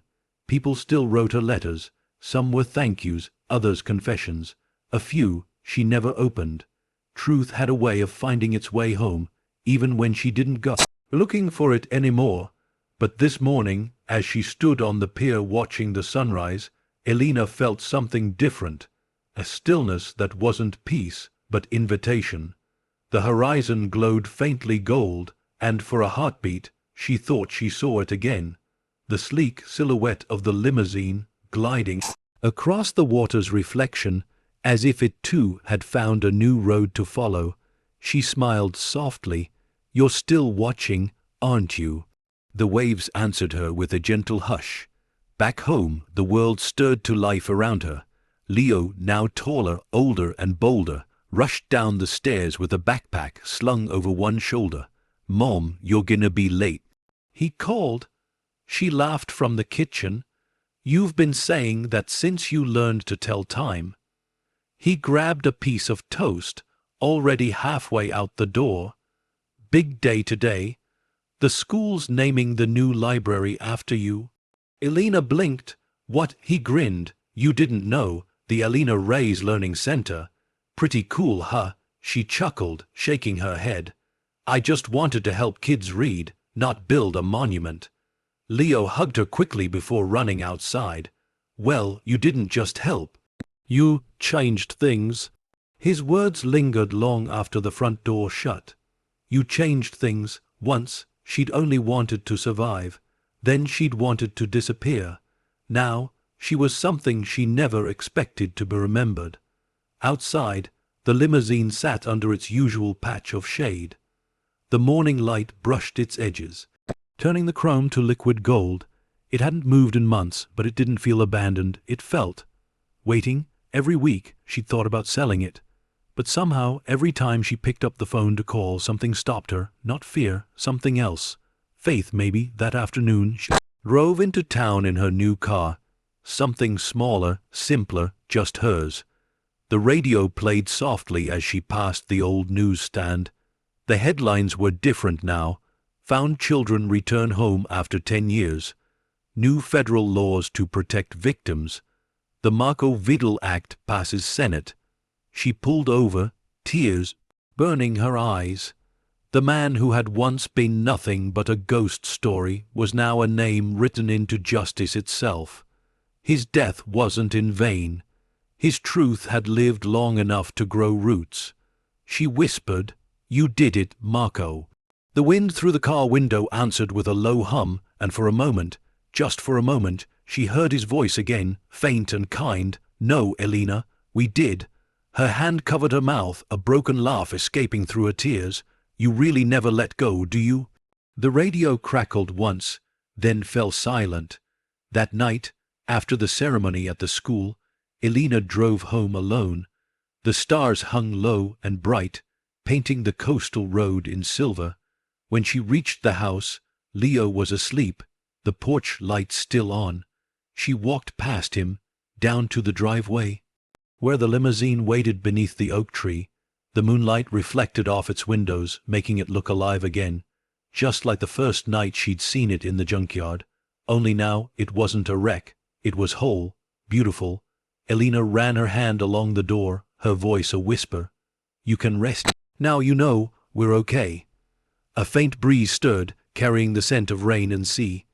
Then softly the headlights flickered once. Her heart leapt, but not from fear, from recognition. She smiled.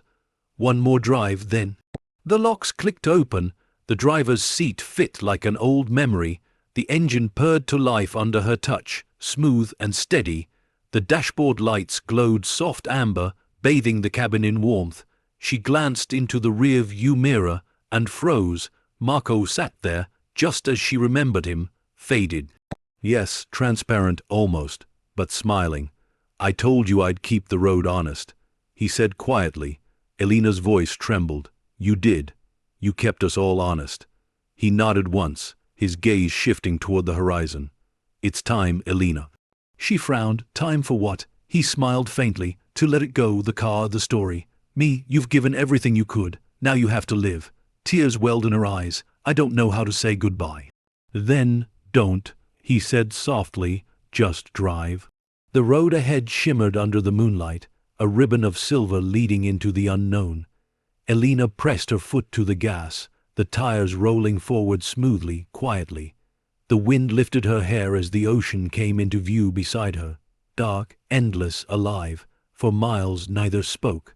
The car hummed softly, the rhythm of the engine syncing with the beat of her heart.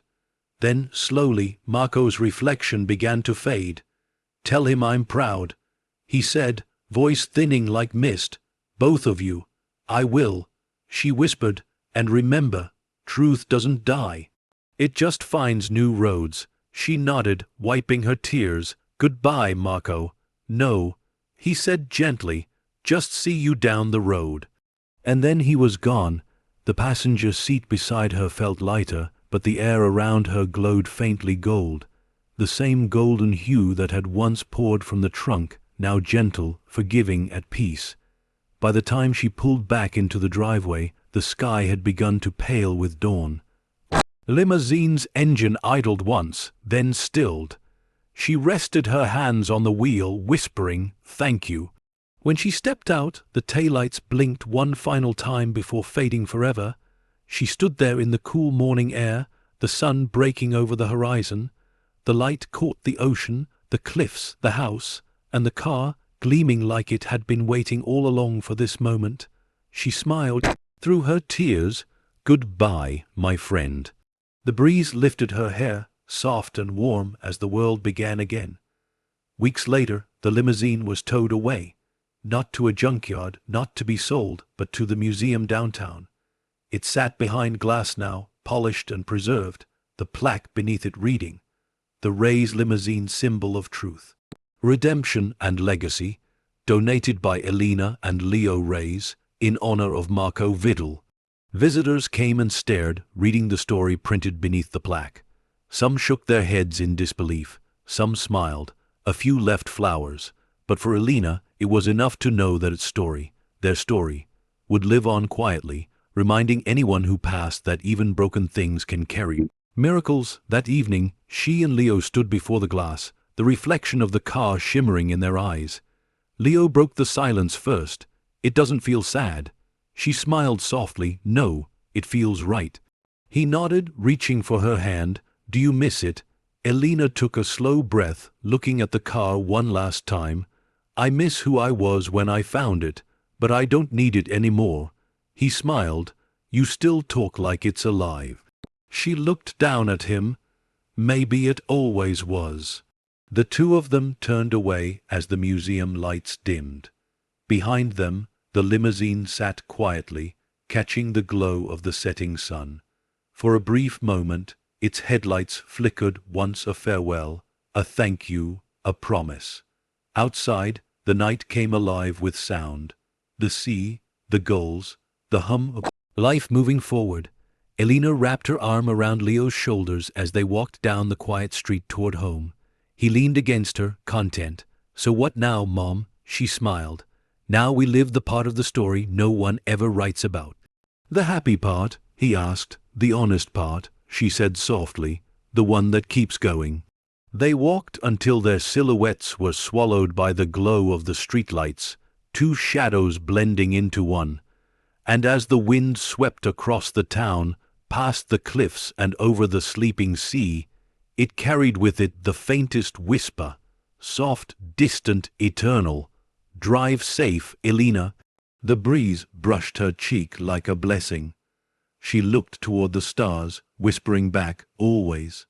And the road beyond them, endless and unseen, waited patiently ready for whoever would find it next.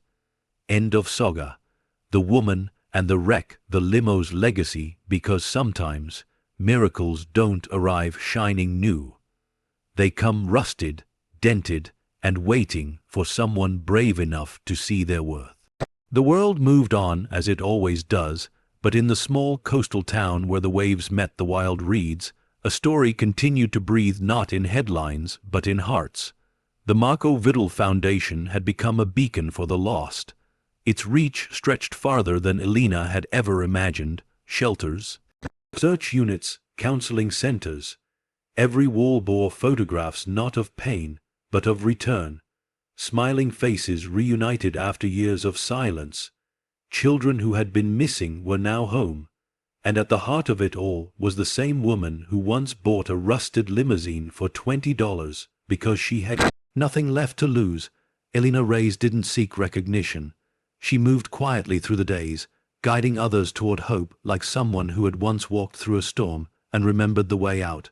She never gave speeches. She never accepted awards. But when she did speak, her voice carried the weight of something the world rarely hears anymore: truth without agenda. People think truth destroys. She told a group of young volunteers one afternoon, but it only destroys the lies holding us hostage. Once those fall away, what's left is freedom, the real kind. They listened. Why? Died because in her eyes they saw proof that such freedom existed. At home, life had found rhythm again. Leo was no longer a boy. He was a man now, studying criminal law, determined to become what his mother had once feared, part of the system. But Leo wasn't like the ones who had buried secrets. He wanted to dig them up. "Mom," he said one night over dinner, "I think I understand why Marco did what he did."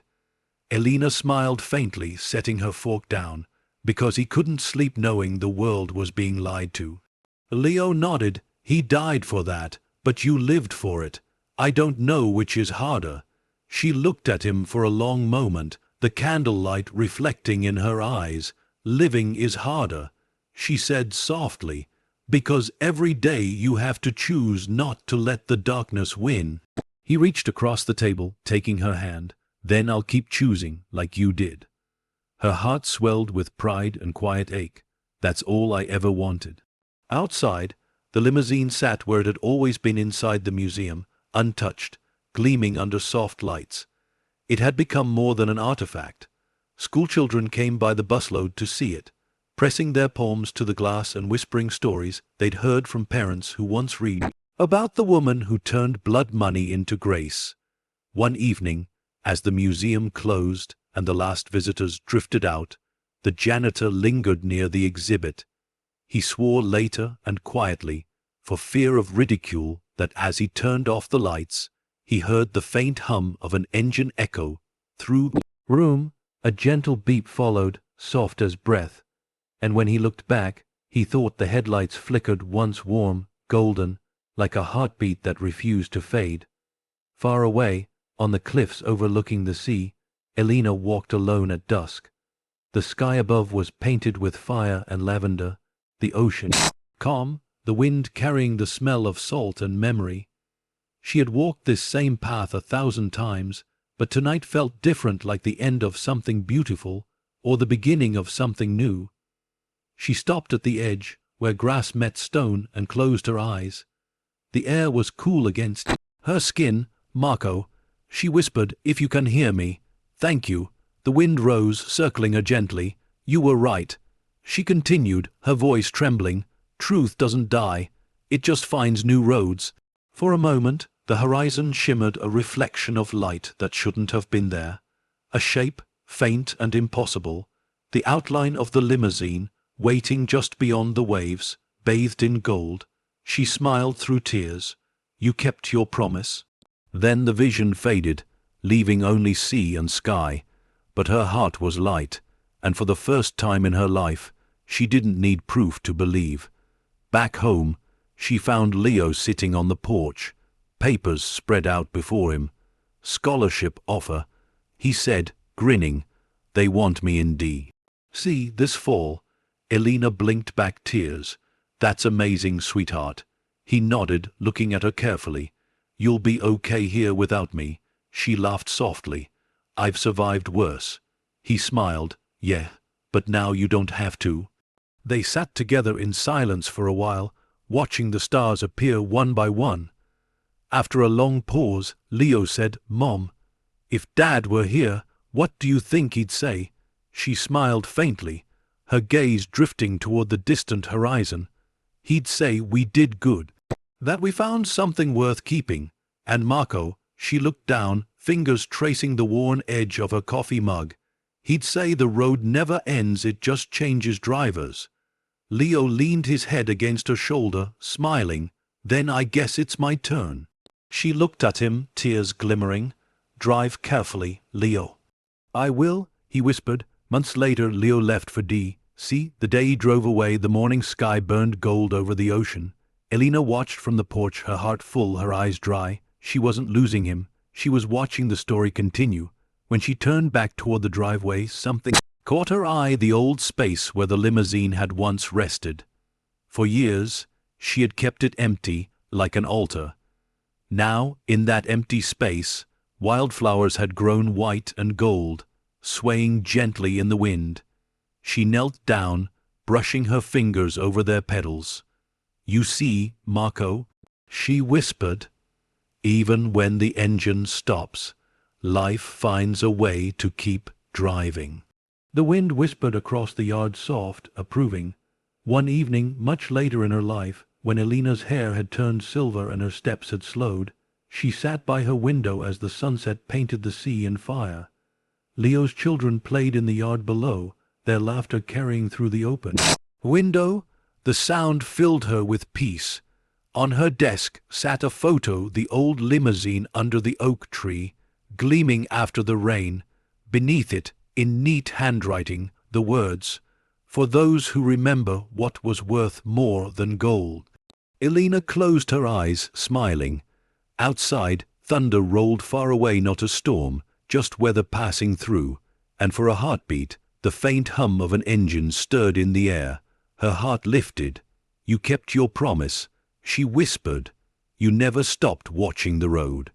The sound faded, replaced by the laughter of her grandchildren, the rhythm of waves, the pulse of a world still moving forward. At the museum, decades later, a tour guide led a group of children to the old limousine's display. The lights dimmed, leaving the glass glowing faintly gold. This, she said, was the car that helped bring justice to hundreds of families. The woman who found it believed that even broken things can carry miracles. A little boy raised his hand. Did she really drive it all the way to the truth? The guide smiled. Yes, and she never looked back. The children pressed their hands against the glass. The limo's headlights reflected their faces, 100 tiny sparks of curiosity and hope. And somewhere deep inside the steel and glass, faint as breath, a whisper stirred, "Keep the road honest." The camera of eternity pulled back one last time from the children and the museum, from the coast and the waves, from the woman's house now wrapped in ivy and peace. Above it all, the world spun steady and forgiving. And on the horizon, under the eternal gold of sunrise, a lone car moved down a ribbon of road, its headlights glowing warm and steady. Whether it was memory, dream, or miracle, no one could say. But as it disappeared into the light, a voice, calm, certain, familiar, spoke one final time. The road never ends, Elena. It just waits for the next soul brave enough to drive. The light brightened, flooding the frame until all that remained was gold. Then silence. Then peace. The end, because sometimes redemption doesn't mean returning to where you started. It means lighting the way for whoever comes next.